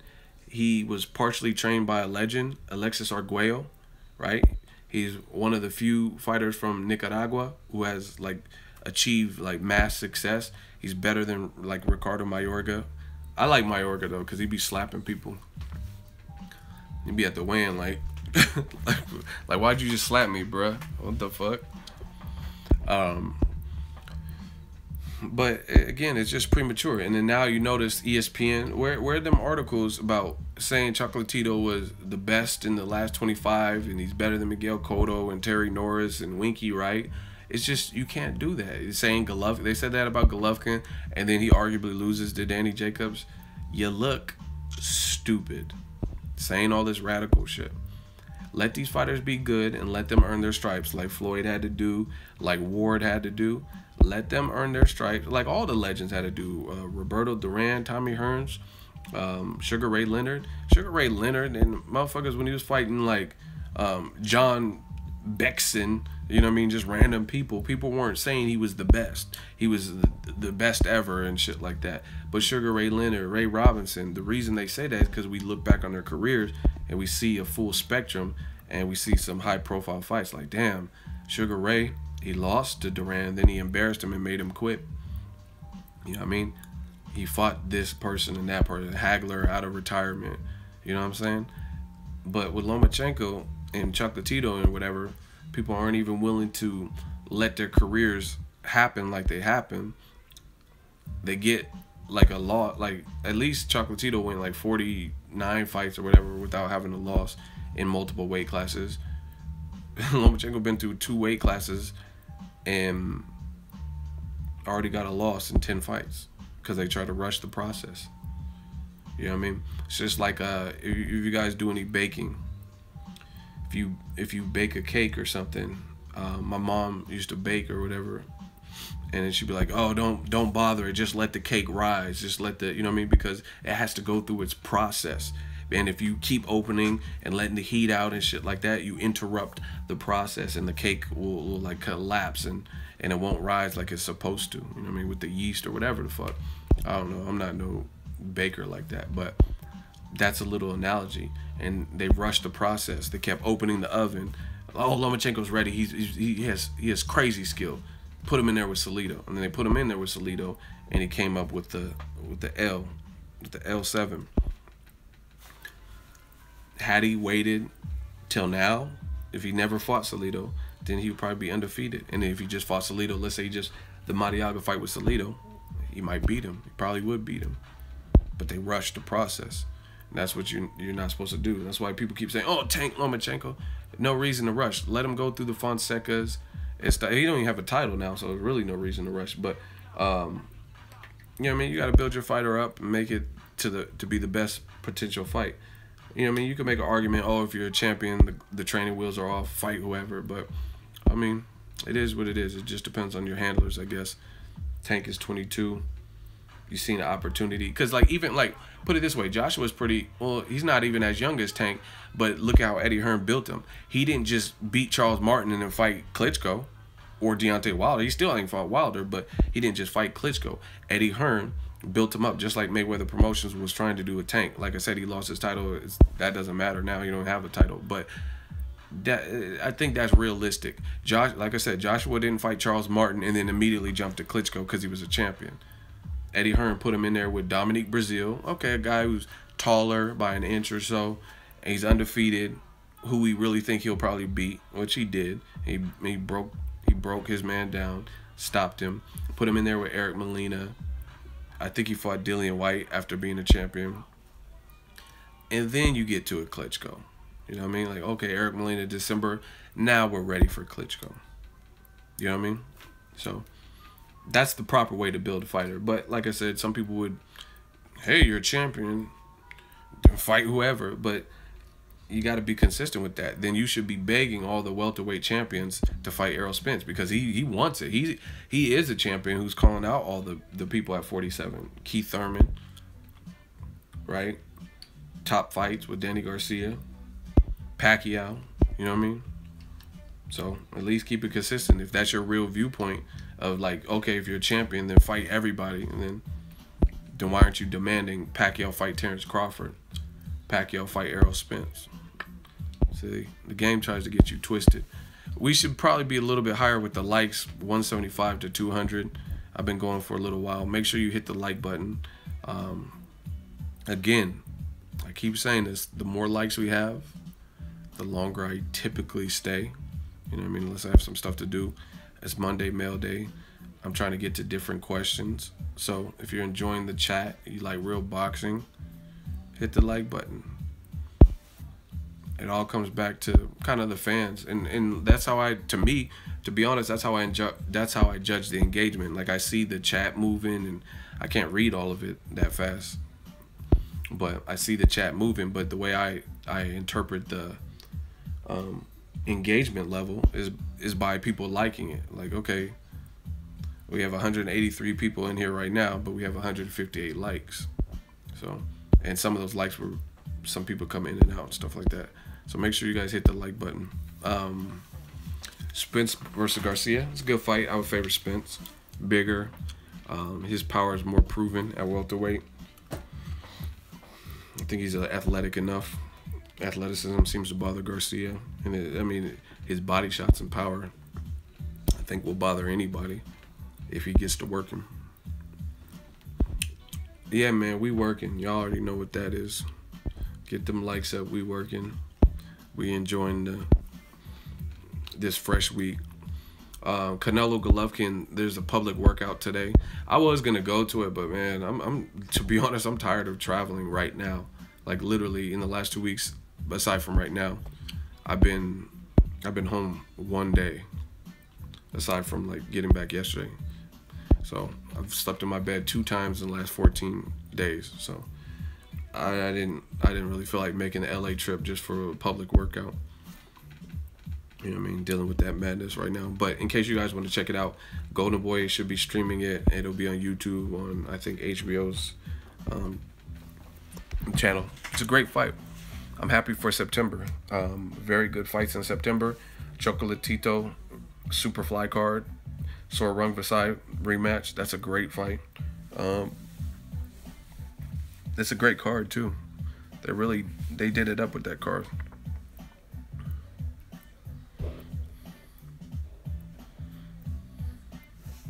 That's a good card, and obviously Canelo Triple G is a good fight.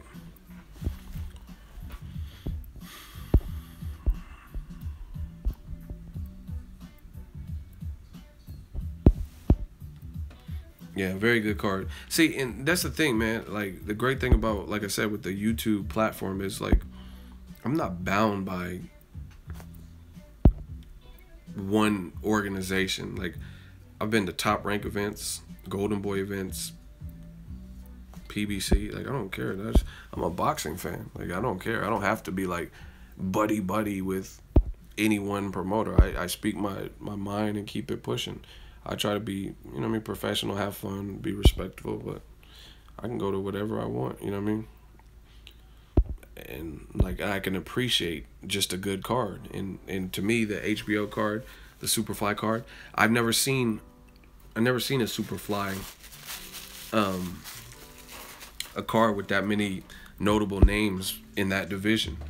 So I really like what they're doing. That's kind of like a little baby Super 6. Obviously, the Super 6 lasted a couple of years and was like more of a tournament. But in essence, to me, that is a tournament because you can have winners of those fights meet each other. Carlos Cuadras versus El Gallo Estrada. They both fought Chocolatito. You know what I mean? So the winner of that fight could be in a rematch with Chocolatito. You have the Japanese monster Inui, and he's a beast. He's tall too, pretty tall for the division. He could fight Cuadras Estrada winner, or go straight to the top and go fight like the champion of Roman Chocolatito and what's his name, Rungvisai. So I like that. That's good for boxing. First look coming soon. I think it's on September 9th. Correct me if I'm wrong in the comment section. Canelo Golovkin, obviously a good fight. You know, again, I think did the HBO 24/7 come out? I think they were supposed to air it right after the Cotto fight, but I was in Vegas, I was moving, so I haven't seen it. If it is, and if you guys, if it is, first of all, let me know if the 24/7 came out after the Cotto fight. Second of all, if it did, how was it?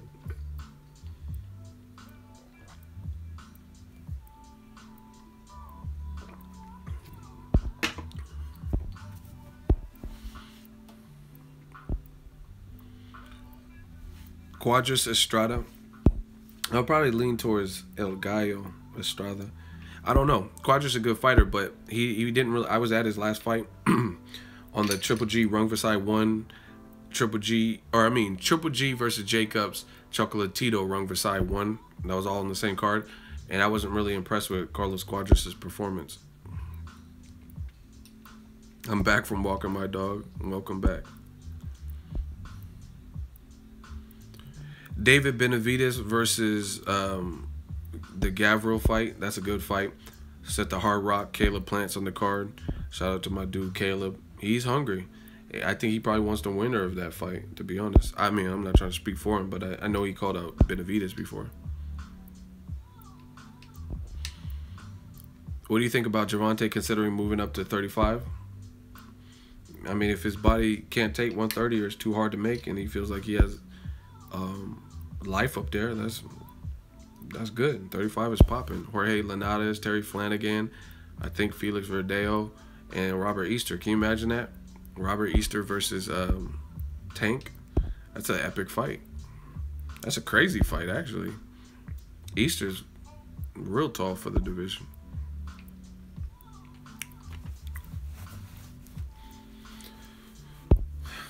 What was wrong with Tank? He's acting weird as fuck. I mean, who knows? I don't know. I haven't talked to him. Like, I seen him briefly at Vegas at the media workout at the MGM, I think it was. But I don't know. I mean, he's young. You know what I mean? He could have broke up with a girl and it screwed his mind up. Those are things you have to learn on the job, being a young fighter. But he just needs to not let those distract. You know what I mean? You got past it. Fonseca probably wasn't your best performance. Definitely wasn't your best performance this year. You know what I mean? Learn from it.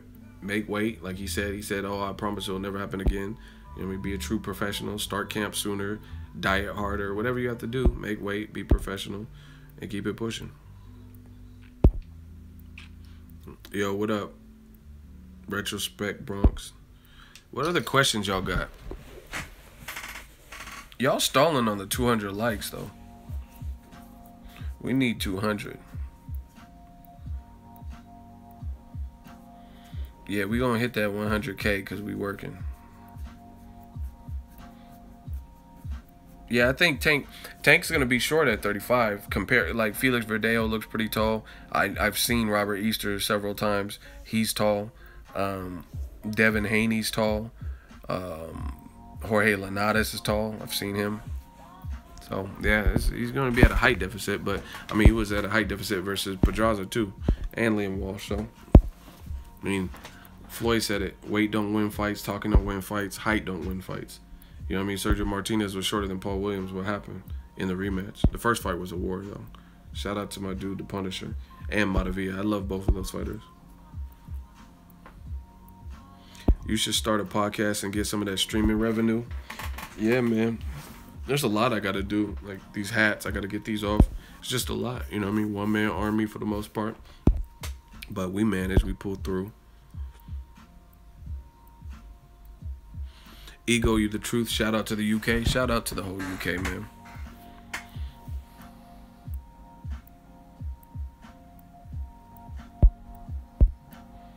Charlo versus Canelo. Great fight. Don't think it'll happen. I don't think Oscar would want that work. Especially coming off a tough fight with what I imagine would be a tough fight with Golovkin. I don't see that. I don't see Oscar wanting that. They didn't even want to fight Lada. And Charlo, I guess you could say he's similar enough to Lada. Like, you could probably move his legs pretty good. He's not a southpaw, but the bottom line is he's very tall. He's very big, killer jab. And he's not going to bring you the type of money that Golovkin even will. So that'll be like a Luis Ortiz. That'll be like someone fighting Luis Ortiz. High risk. Very high risk.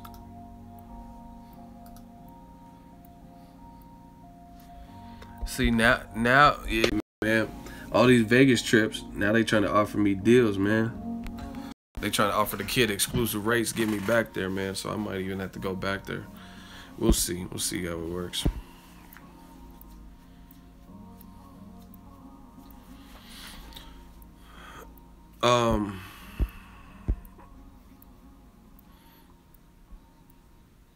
Tank's knockout behind the ear. I mean, I've already said my thoughts, but in case you missed it, I think his opponent was already hurt before that. And I think his opponent was putting on a little bit of a show. Like when remember when Broner fought Maidana, right? Broner fought Maidana, and then Maidana did foul him.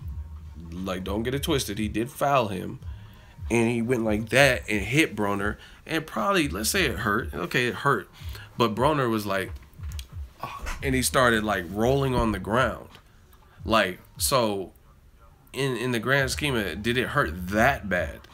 You know what I'm saying? Like when Broner was literally rolling on the ground after that. So again, I understand it hurts, but did he really fuck you up that bad with that? It looked like he was overreacting, buying time. That's what it looked like to me. Maybe even trying to get Chino disqualified. So that's what it looked like with the Tank fight. It looked like his opponent was like,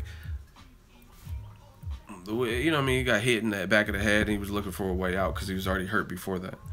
Like maybe, and then Al Bernstein was, I don't know.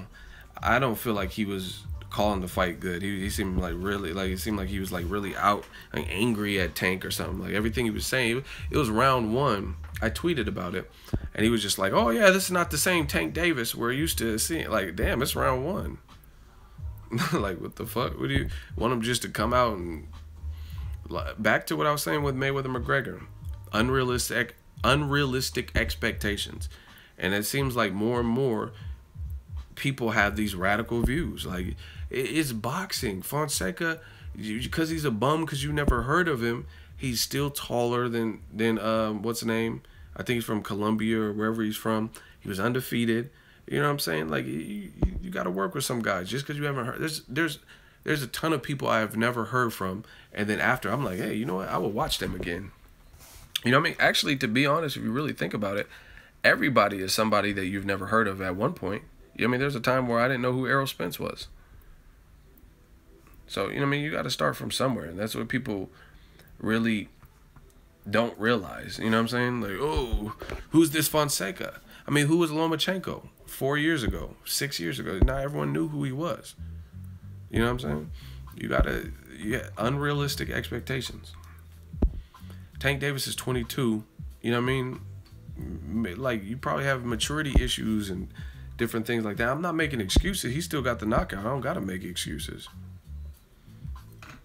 But not every performance is going to be like probably a stellar performance. Not every, that's, I call it the Floyd Mayweather effect. Everyone acts like everyone's going to just, every single performance is going to be a Floyd Mayweather caliber.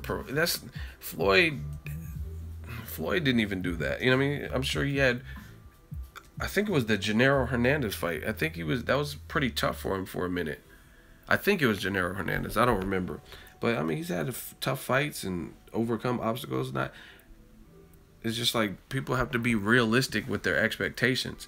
I remember Terrence Crawford fought someone. Hold on, here it is. Terrence Crawford, after Bradis Prescott, he fought Alejandro Sanabria. And that, to me, wasn't one of his best. I think it was this fight. I'm pretty sure it was this fight. And he got a TKO, but it wasn't one of his best performances to me. I think it was on Showtime. I don't know why I thought it was on Showtime. You know what I mean? It was either this this name sounds familiar, so I want to say it's this Sanabria. It might have been this Klimov, but I think it was this Alejandro Sanabria. If you go watch that fight, I don't think it was his best work. I mean, even the Ricky Burns fight probably wasn't the best Crawford we've ever seen. But you start watching his Gamboa, Beltran, Delorme, Gary John, Hank Lundy, Victor Postal, John Molina Jr., Felix Diaz, Julius. It's like he's getting better and better and better and better. You get me? I'll so you know that was Terrence Crawford's boxing rec. You know what I'm saying? So that's the thing. You guys have to be realistic. Like I said, go watch the Sanabria fight. I really don't feel like that was Terrence Crawford's best performance, but he's still a very good fighter. You know what I'm saying? And he started after that. He started murder. I thought Bradis Prescott was a real good, and that was before that Sanabria fight. But the Sanabria, if I just watched that one performance, I'd be like, okay, Terrence Crawford, he cool, but you know what I mean? He's not all that. If you just watch that performance, you know what I mean? And then you look at his other performance, and you're like, wow, this kid is special. You know what I mean? People grow, and I think that's what Crawford's doing. He seems to be getting better and better and better. And now he's in the zone because he's just fucking around, having fun with it and kicking ass. Hold on. Hey, what the fuck? Someone said to look up. So I just did it because y'all told me to. Someone said look up Charlie Zelenoff's record. I thought he had all these like 100, 200 fights or something added. He got the Conor McGregor record then. That's what it says on here. It says 0-1. That's what Conor McGregor's record is. I thought he had like 200 fights or some shit. See, they sleeping on Charlie Zelenoff. His opponent had a record of 13 losses. The only person he beat was Charlie Zelenoff. Oh, wow. His sparring record. What the fuck is a sparring record? People take... Whoa, y'all tripping. How you have a sparring record? Yeah, I knocked out fucking 400 people in sparring. The fuck is a sparring record? Y'all like really tally and write down? I bodied another one. That's y'all crazy. Sparring record. Charlie Zelenoff, they need to get his record right. BoxRec, they ain't fucking with it. I thought he had like 210 victories or something and no losses. That's just at 0-1. He need a sue BoxRec if that's the case. I'll be mad as hell if they have me with the Conor McGregor record 0-1, but I'm really 400-0 or whatever. It's about to get a little wilder. Why? Did they announce his fight?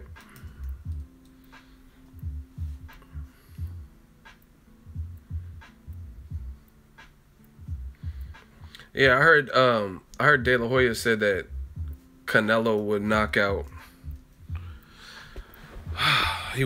Conor McGregor in 1 or 2 rounds. I don't believe that. I think he would knock Conor out, but it would be similar to the Floyd fight, maybe a round or 2 earlier, because you got to look at it. He didn't knock Liam Smith out in 1 or 2 rounds at 54. So you're gonna knock out Conor doing weird shit and being a southpaw.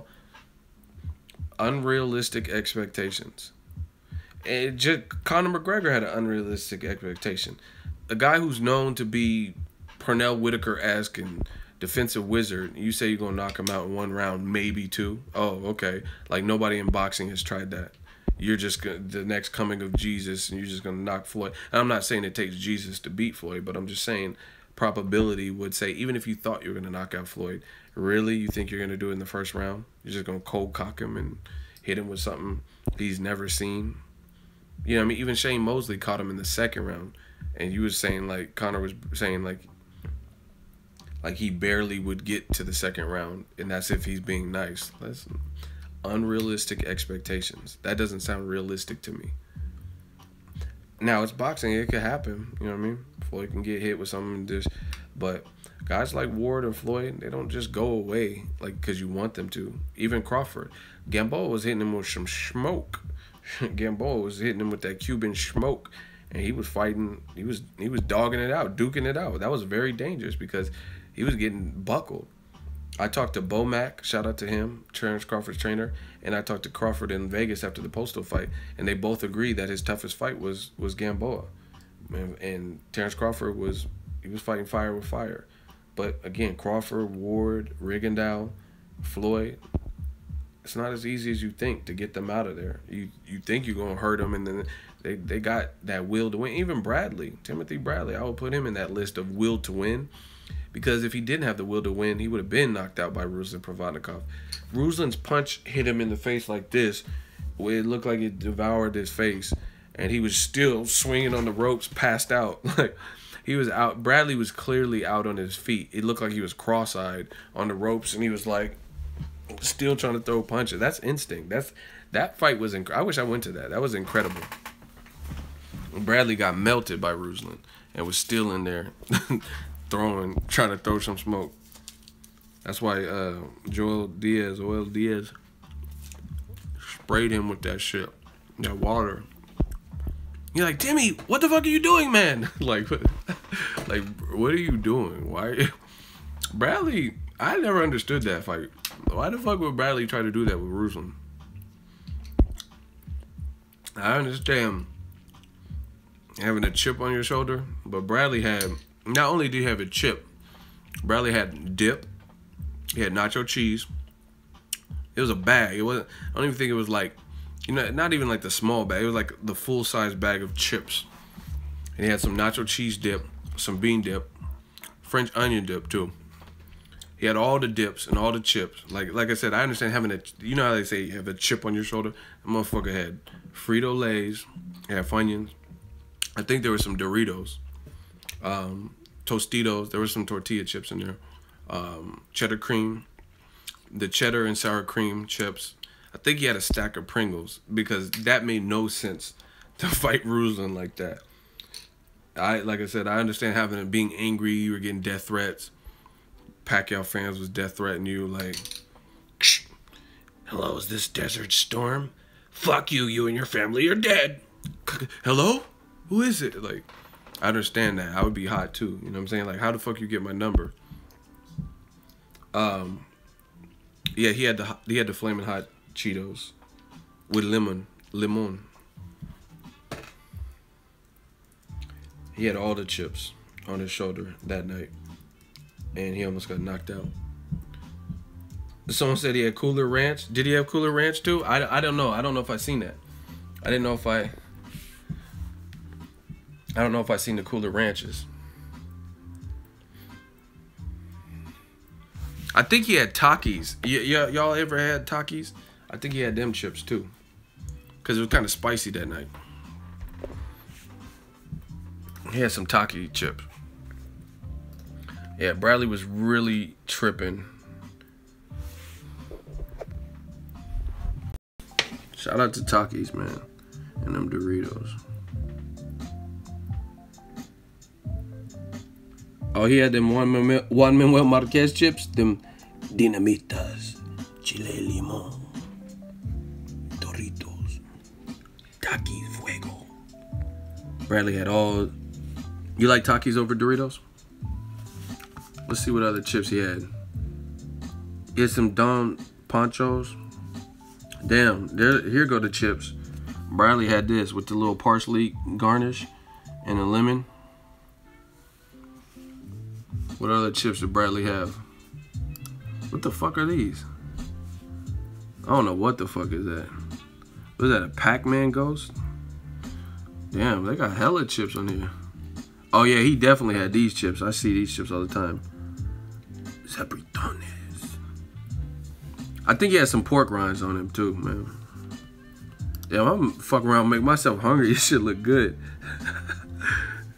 Damn, that shit look good. Y'all need to make me some nachos. Hit the like button and make me some nachos, man. Y'all talking about all the chips y'all like. So it's a Flamin' Hot. I personally like the Flamin' Hots. Hey, you know that when the chips come in this red basket with the air holes, and then it's served in the salsa dish bowls, that's how you know when it's gonna be real. Like if they put it in a different bowl other than this, then it might not be real. If it don't have the red basket with the laundry hamper holes, then it might not be real. But if it looks like this, that's how you know that salsa is gonna be hella good, man.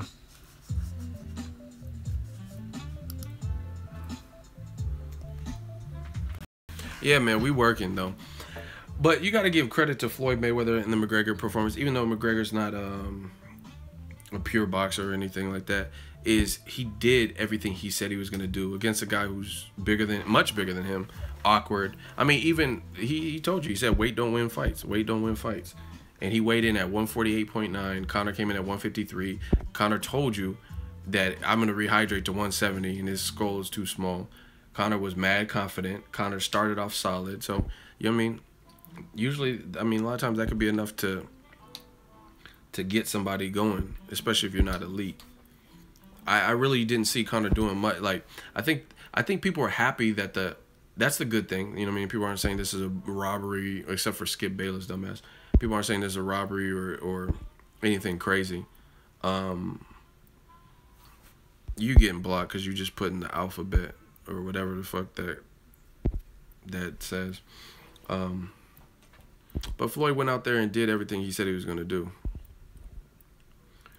He walked him down, literally.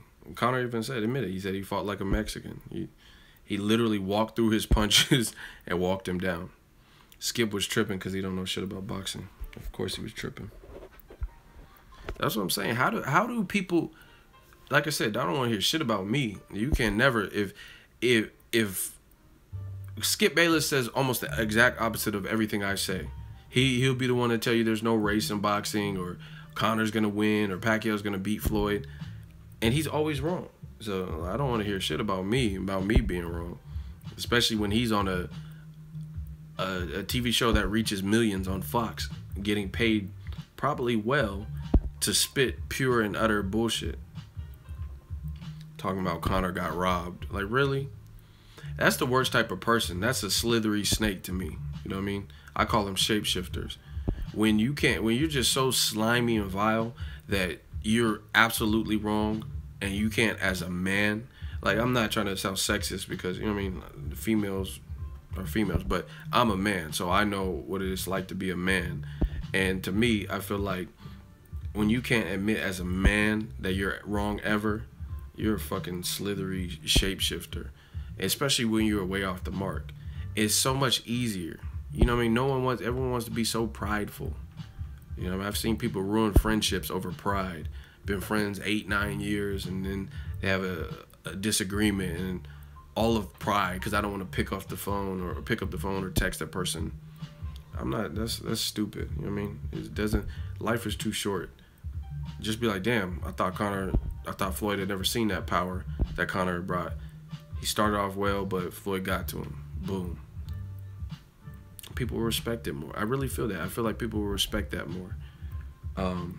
Even like Conor McGregor, I give him credit because post-fight, he was breaking down how Floyd beat him. He's like, yeah, I would jab, and then he made 3 adjustments, and he did I respect that. And don't do that Ronda Rousey shit where you don't want to do interviews. Like, you were talking big shit. You were saying Holly Holmes a fake preacher daughter bitch.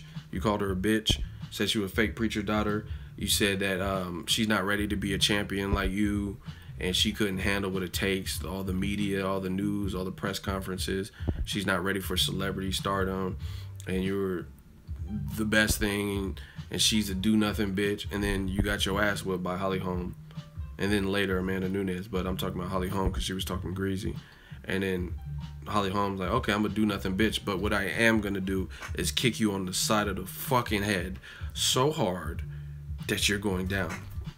And that's what Holly Holm did. She pieced her up, dominated the fight.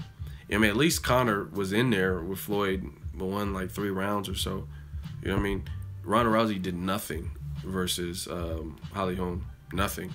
Had more that. Like, you know, what did she do? And then she got her noodle kicked off. She got her kufi knocked off.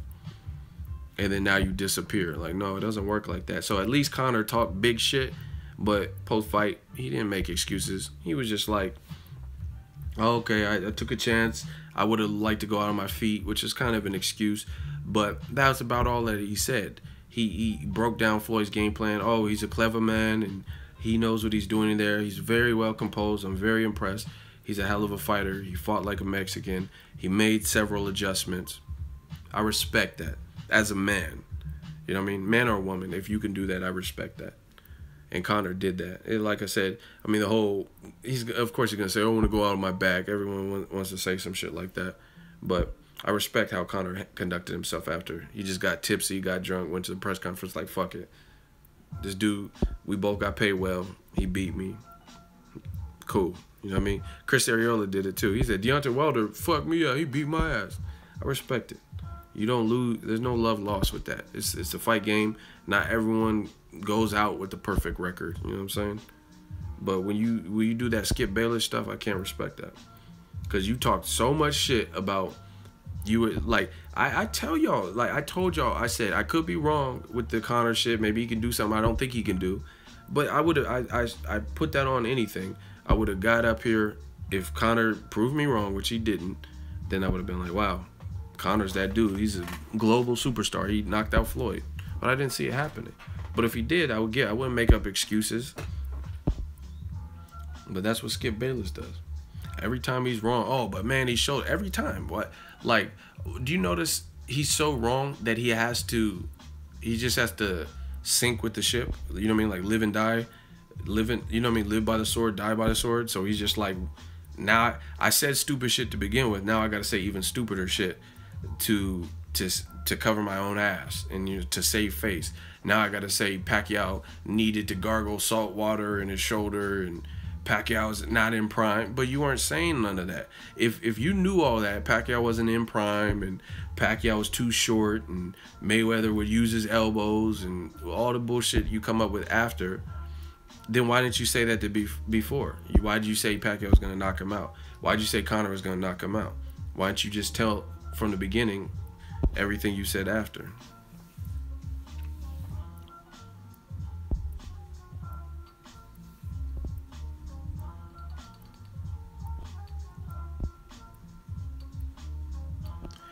Bruh, Ego after Conor beat Eddie Alvarez literally said he proved he can't beat Floyd to me. I don't know what that even means. Who said that? Ego, how does it feel to meet the top of the boxing world? Do you ever get some sort of starstruck? To be honest, I really don't. You know what I'm saying? But I mean, that's just me as a person. You know what I mean? I don't really get. The people who I feel I would be starstruck to meet are dead. You know what I'm saying? Like people I grew up, like literally grew up watching, like Michael Jackson, Tupac. You know what I mean? If I were to meet somebody like that, then maybe I'd be starstruck. But Prince, Michael Jackson, or somebody, you know what I mean? I don't get starstruck. And boxers are probably some of the coolest people in the world. You know what I mean? I know boxers with millions of dollars in their bank account. Every time I see, they dap up and handshakes and cool and very cordial and stuff. Boxers aren't uppity. You know what I'm saying? Like, if I ran up on J-Lo, you know what I mean? She might not be in a picture-taking mood, but you run up on one of these fighters and like, oh, hey, can I get your pic? A lot of them are real cool. You know what I'm saying? So I don't get starstruck. And I'm not trying to sound like cool like that. I really don't. I mean, you see me. I don't know Conor McGregor, asking him questions like I would ask anyone else a question. If security ain't tripping and, you know what I mean, I got a good angle to get to him. That shit ain't nothing. But again, my background's a little bit different. I used to work with P. Diddy's barber. Shout out to my dude Curtis, holding it down on the East Coast, New York dude. So, you know what I mean, you be at big events, you see people, and it's just whatever. So I wouldn't say I get starstruck. And like I said, most of the people that I feel like I would be starstruck with, Bruce Lee or something, like people are dead. Because I actually like idolized them, Van Damme or something, you know what I mean? Like I idolized them like growing up. But like to be honest, I've told you guys this time and time. Floyd Mayweather is one of the people that made me respect him. Just as a top level athlete, as a fighter and stuff like that. But growing up, my go-to fighters, Muhammad Ali, Mike Tyson, Roy Jones, and Prince Nassim. Those are the guys that I like, you know what I mean? I was like, wow, I just love Roy Jones. I love watching Mike Tyson fights and all the back. I wasn't really a Floyd fan like that, you know what I'm saying? I was young and, you know what I mean? I wasn't just like a diehard Floyd fan. But he made me, anybody that can do what he's done and just keep going and keep proving people wrong, he made me respect it. So I'm like, wow, okay, Floyd is really that dude. But yeah, those are my favorite fighters. I wasn't really even checking for Floyd. Like like in the Roy Jones era, Roy Jones was the pound for pound dude. He was the man. But like I said, I people you can feel a type of way, but then gain a respect for the people later. You know what I mean? And that's what Floyd did. I just respect. I mean, he's a fighter. You know what I mean? And then I learned more about Floyd fights, and even went back and rewatched some old ones. I never hated Floyd or didn't like him. I'm just telling you, me personally, Mike Tyson, Roy Jones, and Prince Nassim were really the go-to guys for me. I like Sweet Pea a lot too. Sweet Pea Whitaker. I mean, there's a ton of people I like. Tommy Hearns and Julio Cesar Chavez. But I'm just telling you, like the real people. And then there's some classic fight like Mickey Ward, Arturo Gatti. That's one of the fights where I'm like, wow, I love this sport. You know what I mean? We're 2 likes away from 200. Can we get the likes to where they need to be? Tyron Woodley's unstoppable. Yeah, he's in the zone right now. I like Tyron. He got that smoke. Tyson only fought bums. You fight him. He gonna be in Vegas with that one-man show, Undisputed or whatever. You fight him, and tell me how that works out for you. See, that's fans gotta be fans. Like, you know what I mean? Fans are like overly try to roast fighters. At the end of the day, most of these fighters would beat your ass. Even Rod Salka. You know what I'm saying?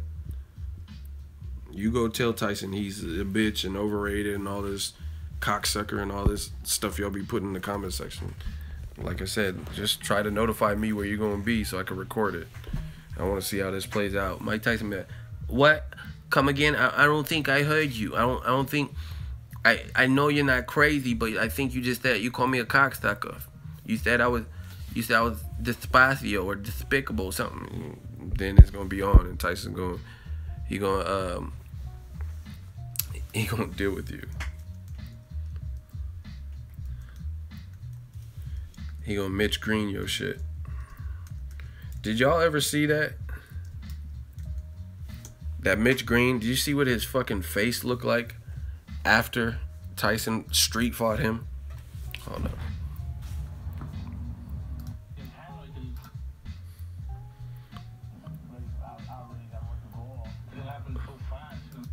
It says Mitch Green was looking for trouble. Suffered an injury. Look what Tyson did to this dude's face. To his eye. Well, Tyson, a hairline fracture to his right hand. And who knows how much damage to his reputation. Early this... Hold on, we gotta look at this again. Time it was all over. Green suffered an injury. You see, it happened so. Oh my gosh, you see his eye? By the time it was all over, Green suffered... Wow. What is this, like, crucifix in the middle of his shit? Tyson wasn't playing.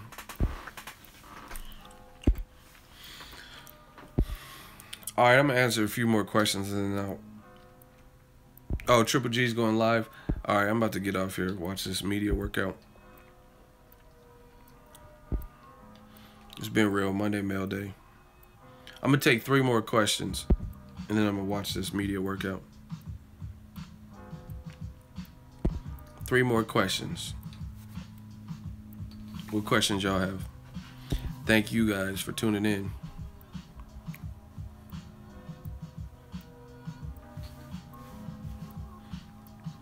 Conor McGregor versus Jeff Horn. I really don't know. I mean, Conor McGregor might be able to beat him because, I mean, if they fought, wouldn't it be at like 154? Conor's a big dude. And Jeff Horn don't really have much of a defense. So he would be coming forward. That's a toss-up. You know what I mean? It's kind of hard to tell because I really believe Floyd carried Conor McGregor first 3 rounds. So I don't really know exactly how good. Conor, man, you guys are asking tough questions. Conor versus Khabib Nurmagomedov. I don't know, man. I mean, if Conor gets to the mat with Khabib, he's a dead man. But if he can keep it standing up, then he can win. But if he's on the mat, that's not going to be good. And if he fights in Russia, that's dangerous. He's talking about fighting him in Russia. Wilder, Joshua, I like both fighters, but I would favor Wilder. I just seen little holes in Joshua's game. We know he can be hurt. Not saying Wilder can't be hurt, because he's been hurt by even Eric Molina. So Joshua can definitely hurt you. But I really believe that Wilder, he's an inch taller. His athleticism in that right hand at some point, unless Joshua ended things super early. Like, I mean, put it this way. If you fight Joshua scared, you're getting fucked up. Eric Molina fought him scared. He was trying to do some Frazier shit or whatever. I don't know what he was trying to do, but he wasn't punching back. I've never seen Wilder go out like that. Which means like certain things, I got to see it to believe it. Like I told you, I'm not picking against Terrence Crawford. I'm not picking against Floyd Mayweather unless there was some major reason why I feel like all of a sudden I'm going against the grain to pick against them because of what they've proven. And to this point, I've never seen, no matter what performance it was, I've never seen Wilder lack heart to the point where he's not throwing any punches and he just shells up. And I've seen most of Wilder's fights. Audley Harrison, Bermain Stavern, Johan Duhaupas, Chris Arreola, Bermain Stavern. You know, I mean, I've seen all them fights. Even when he was just fighting Jason Gavern and people like that. That Lichowitz guy or whatever his name is. I don't know how to pronounce his name. I've watched all those. So I've never seen Wilder just shell up and not go for his. So I think at some point he would try to land that right, and I think that right is a sledgehammer. But he would have to fight smart. You know what I mean? He couldn't be playing around with Joshua. Joshua's technical. Joshua clearly has power. But I think Wilder has more power per capita. Like, he's having people like Klitschko. If you look, okay, you look at the Klitschko got hit with the fucking disgusting uppercut from Joshua and somehow was on his feet. Joshua has power for sure, but Wilder, imagine if Wilder hit you with an uppercut like that or hit you with his best right hand. You probably won't be up. And you know what I mean, you're going to be drunk. Even the Bermain Stavern, people sleep on this. He should have been, Wilder should have gotten credit for a knockdown because immediately, Bermain has a chin too and he's a big dude. I've met him several times. Bermain got hit with a hard-ass shot, maybe in the first round, and Bermain elected to tackle him. That's how I know he was hurt. Because in that melee of tackling somebody, you know what I'm saying, it's going to take a while for the ref. It's a smart move from Bermain Stavern because the ref just sees a tackle, you know what I mean? Like, oh, okay, they just came crash. He might rule it a slip. He might rule it a knockdown. The referee has to then make sense of it. But he got hurt. The reason he tackled him is because he was hurt. You know what I mean? And it helps you buy time. And it was towards the end of the round anyway. So, okay, I got hurt. I'm going to tackle him. And by the time it's all sorted out, then I'll have time to recover and it'll be the end of the round. Watch it again. He was hurt by his legs, like, buckled. And that's why he tackled Wilder. And he has a hell of a chin, or at least at that point. You know what I'm saying? So, I think Wilder has more power.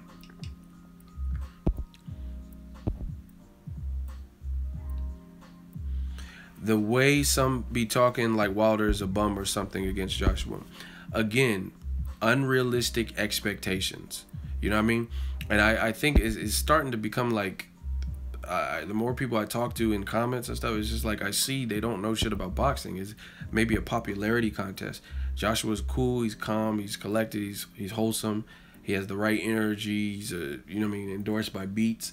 You know what I mean? So I understand why people like him. I like Joshua as a fighter. He's a good fighter. You know what I mean? I like his demeanor. I like he get down, he can scrap, technical. But people start turning into emotions and personality contests and stuff like that.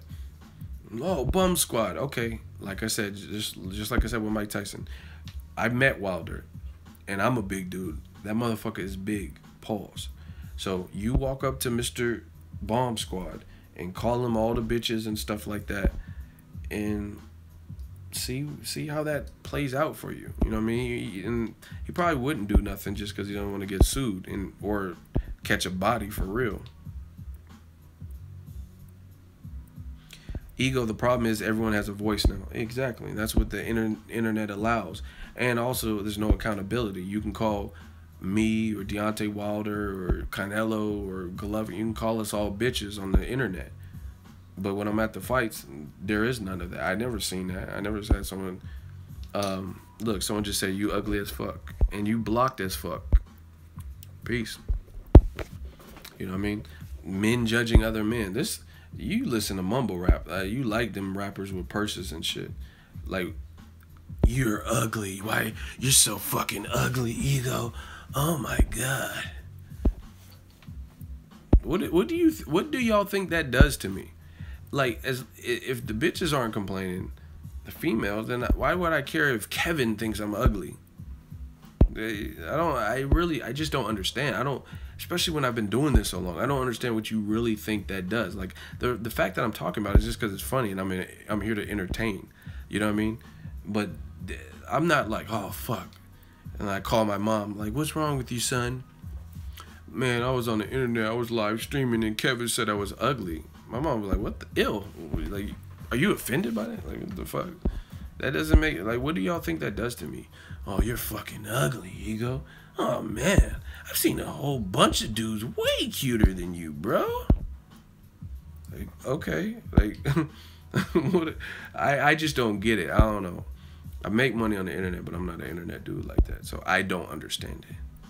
So Kevin or whoever you are, I don't understand what you think that does to me. Like, I don't know you. You're a man. You're fucking bunch of Caitlins. Oh, you're fucking ugly, Ego. Your name Boxingego. Where's the fucking ego? I thought you'd be cute, bro. You're fucking ugly.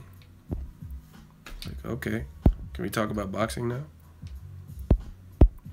Oh, you fucking big lip ugly son of a bitch. You're fucking ugly. Can I have your number? I'm like, no, you can't have my number. I run boxing. Just deal with it. I'm the future. You know what I'm saying? And y'all motherfuckers don't be calling Skip Bayless ugly. That motherfucker look like the Crypt Keeper. And he's saying dumb shit. But I gotta be ugly. Okay. I'm ugly. That's what it is. You know what I'm saying? Skip Bayless look like Tails. Tails, hello, kitties. He look like Tails from the Crypt, but I'm ugly. Okay. But again, I don't give a fuck what a guy says about another guy. That's really weird. Oh man, Bruce Jenner's way cuter, bro. You're fucking ugly. Anyway, back to boxing. Y'all some on that weirdo stuff. I just want to know what y'all think that does to me. Like, when these comments come through, I just go back to my regular day, and that's that. Like, I don't know what y'all think that's doing. Like, oh man, Kevin said I was ugly. What the fuck? A lot of great fights though on the books. I'm looking forward to Caleb Plant. September 8th, I think. Caleb Plant back in the ring. David Benavidez and TMT fighter.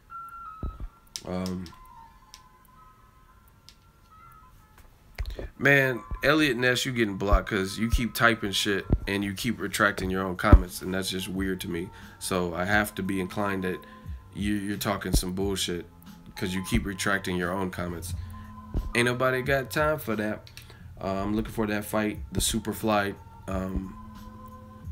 That's a good Chocolatito Rung Versailles. Hit the like button, man. I'm here to entertain, talk this boxing. We working, we having fun. Y'all know it's still California, yeah? You dig? You see that Cali Bear? Everybody type stupid, because that's how some of y'all act in the comment section. Stupid.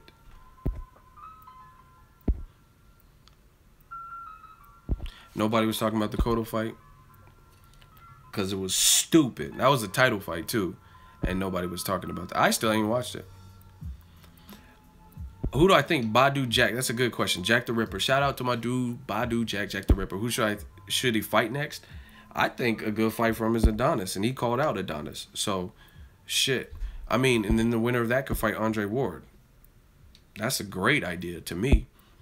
You know what I mean? And to me, to be honest, like, I think Ward kind of said this, but I'm gonna say it in my own words, is Adonis Stevenson is a good fighter.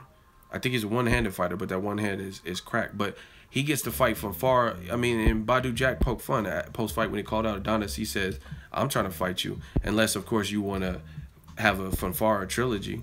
You know what I mean? Nobody was really calling for Fanfara. Fanfara is like one fight removed from losing to Joe Smith Jr. via knockout. And from what I understand, Joe Smith Jr. and Stevenson were in negotiations, fell apart. Him and Shawnee Monahan were supposed to fight, who was undefeated before Marcus Brown beat him. But when he was undefeated, fell apart. And then he chooses Fanfara, a guy he already beat.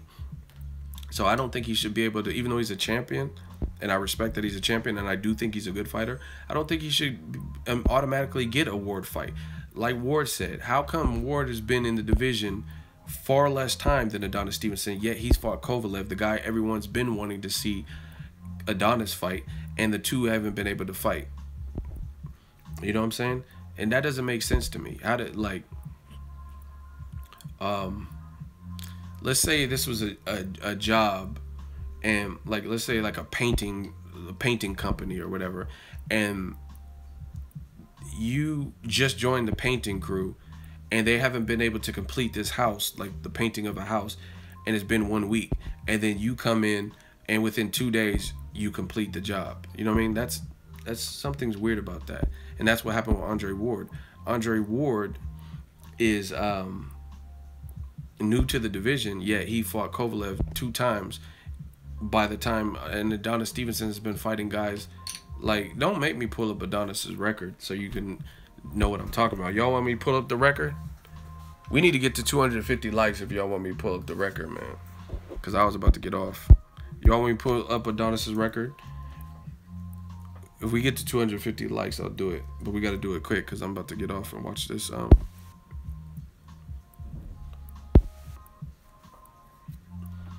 got to hit that like button. Y'all want the record, we got to get to 250. But yeah, I mean, it's just like you're kind of it's a little bit unfair, you know what I mean? It's unfair that you can be in the division longer and then fight Tom Carpenter, Sakio Bika, guys that Ward has already beaten, stuff like that. A guy you already beaten, a Fanfara rematch, things like that, and then you automatically get a title unification when you haven't had to stretch yourself or like really challenge yourself and fight Thomas Top Dog Williams. You know what I mean? Like I said, Fanfara was 1 fight removed, and he trains out here in the Bay, and it's all love and respect to him. But the fact of the matter is, Joe Smith Jr. knocked him out in 1 round recently, and he came back, fought Chad Dawson on the Danny Garcia Thurman undercard, and he was losing the fight, but he was able to stop. He was able to stop him later, but I thought he was losing the fight. And then that's who Stevenson fights, a guy he already beat, a guy who, like I said, 1 fight removed. So we got to get the likes to 250, and I'll pull up Adonis's his record so you know what I'm talking about. You know what I mean? So to me, I think Badu Jack versus Adonis is a great fight, and then you can honestly say the winner is you know what I mean? Because Badu just got a version of the belt, I believe, and he looked great versus Nathan Cleverly. I thought he clearly beat James DeGale, but they said it was a draw. But in my mind, that's like Nicholas Walters, Jason Sosa, where the person who, it was a draw, but the person really should have won. So Badu Jack, since his knockout loss, he's bounced back in a major way, like the E40 CD, in a major way. And then if he fights Adonis, who he just called out, then I think the winner, that can warrant, between the two of them fighting each other with the momentum that they do have, them fighting each other, that would make for an Andre Ward fight. That would be good. Hit the like button. If you're new to the stream, make sure you hit the like button. We're like dangerously close to the 250. I got it pulled up, man. Y'all want it. Y'all gotta work with me. See? Hit that 250 and then we'll go through this real quick. But we gotta do it quick because I'm about to get off here. I wanna watch this Canelo Golovkin. But if you want this man's resume analyzed real quick, we gotta get the likes up. Hit that like button. I don't know. What did Davis do after the fight? Gervonta Davis? You said, do I think he was wrong for what he did after the fight? I don't know what he did. What did he do?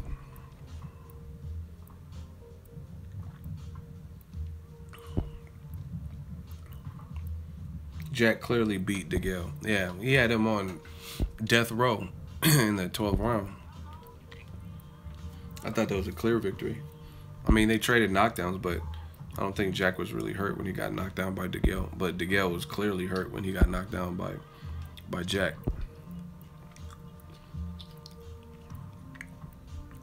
If you're new to this stream, hit the like button. Because I'm not going to stay too much longer because I'm trying to watch this public workout. So if y'all want to go over Adonis Stevenson's record, let me know. If y'all don't, then just continue not liking the video. But Jack beat DeGale, I agree. I'm missing what, man? The public workout, is it good? What am I missing? What's going on?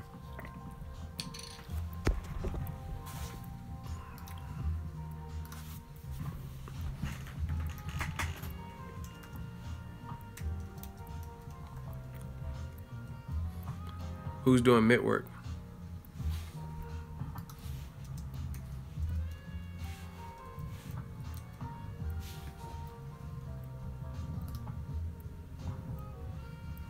Triple G mitt work?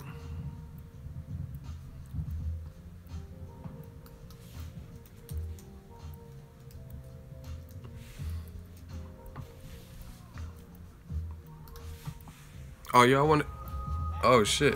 Golovkin look big as hell. What the fuck? This dude look big. I don't know. He's...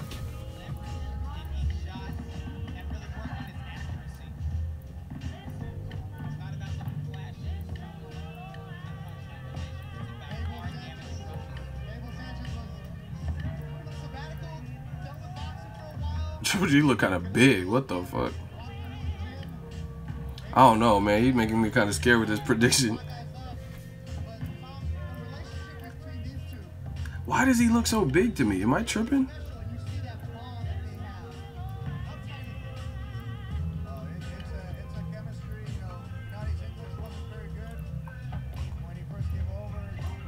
Yeah, he does look softer to me. I agree with that. I don't know if this is a game plan. He just looks like stout. His stamina still don't look like Conor McGregor's though.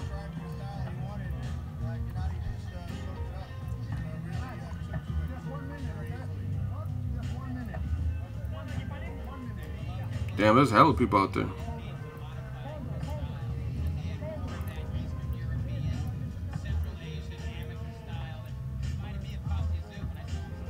Yeah, we know size don't win fights. I agree with Floyd on that.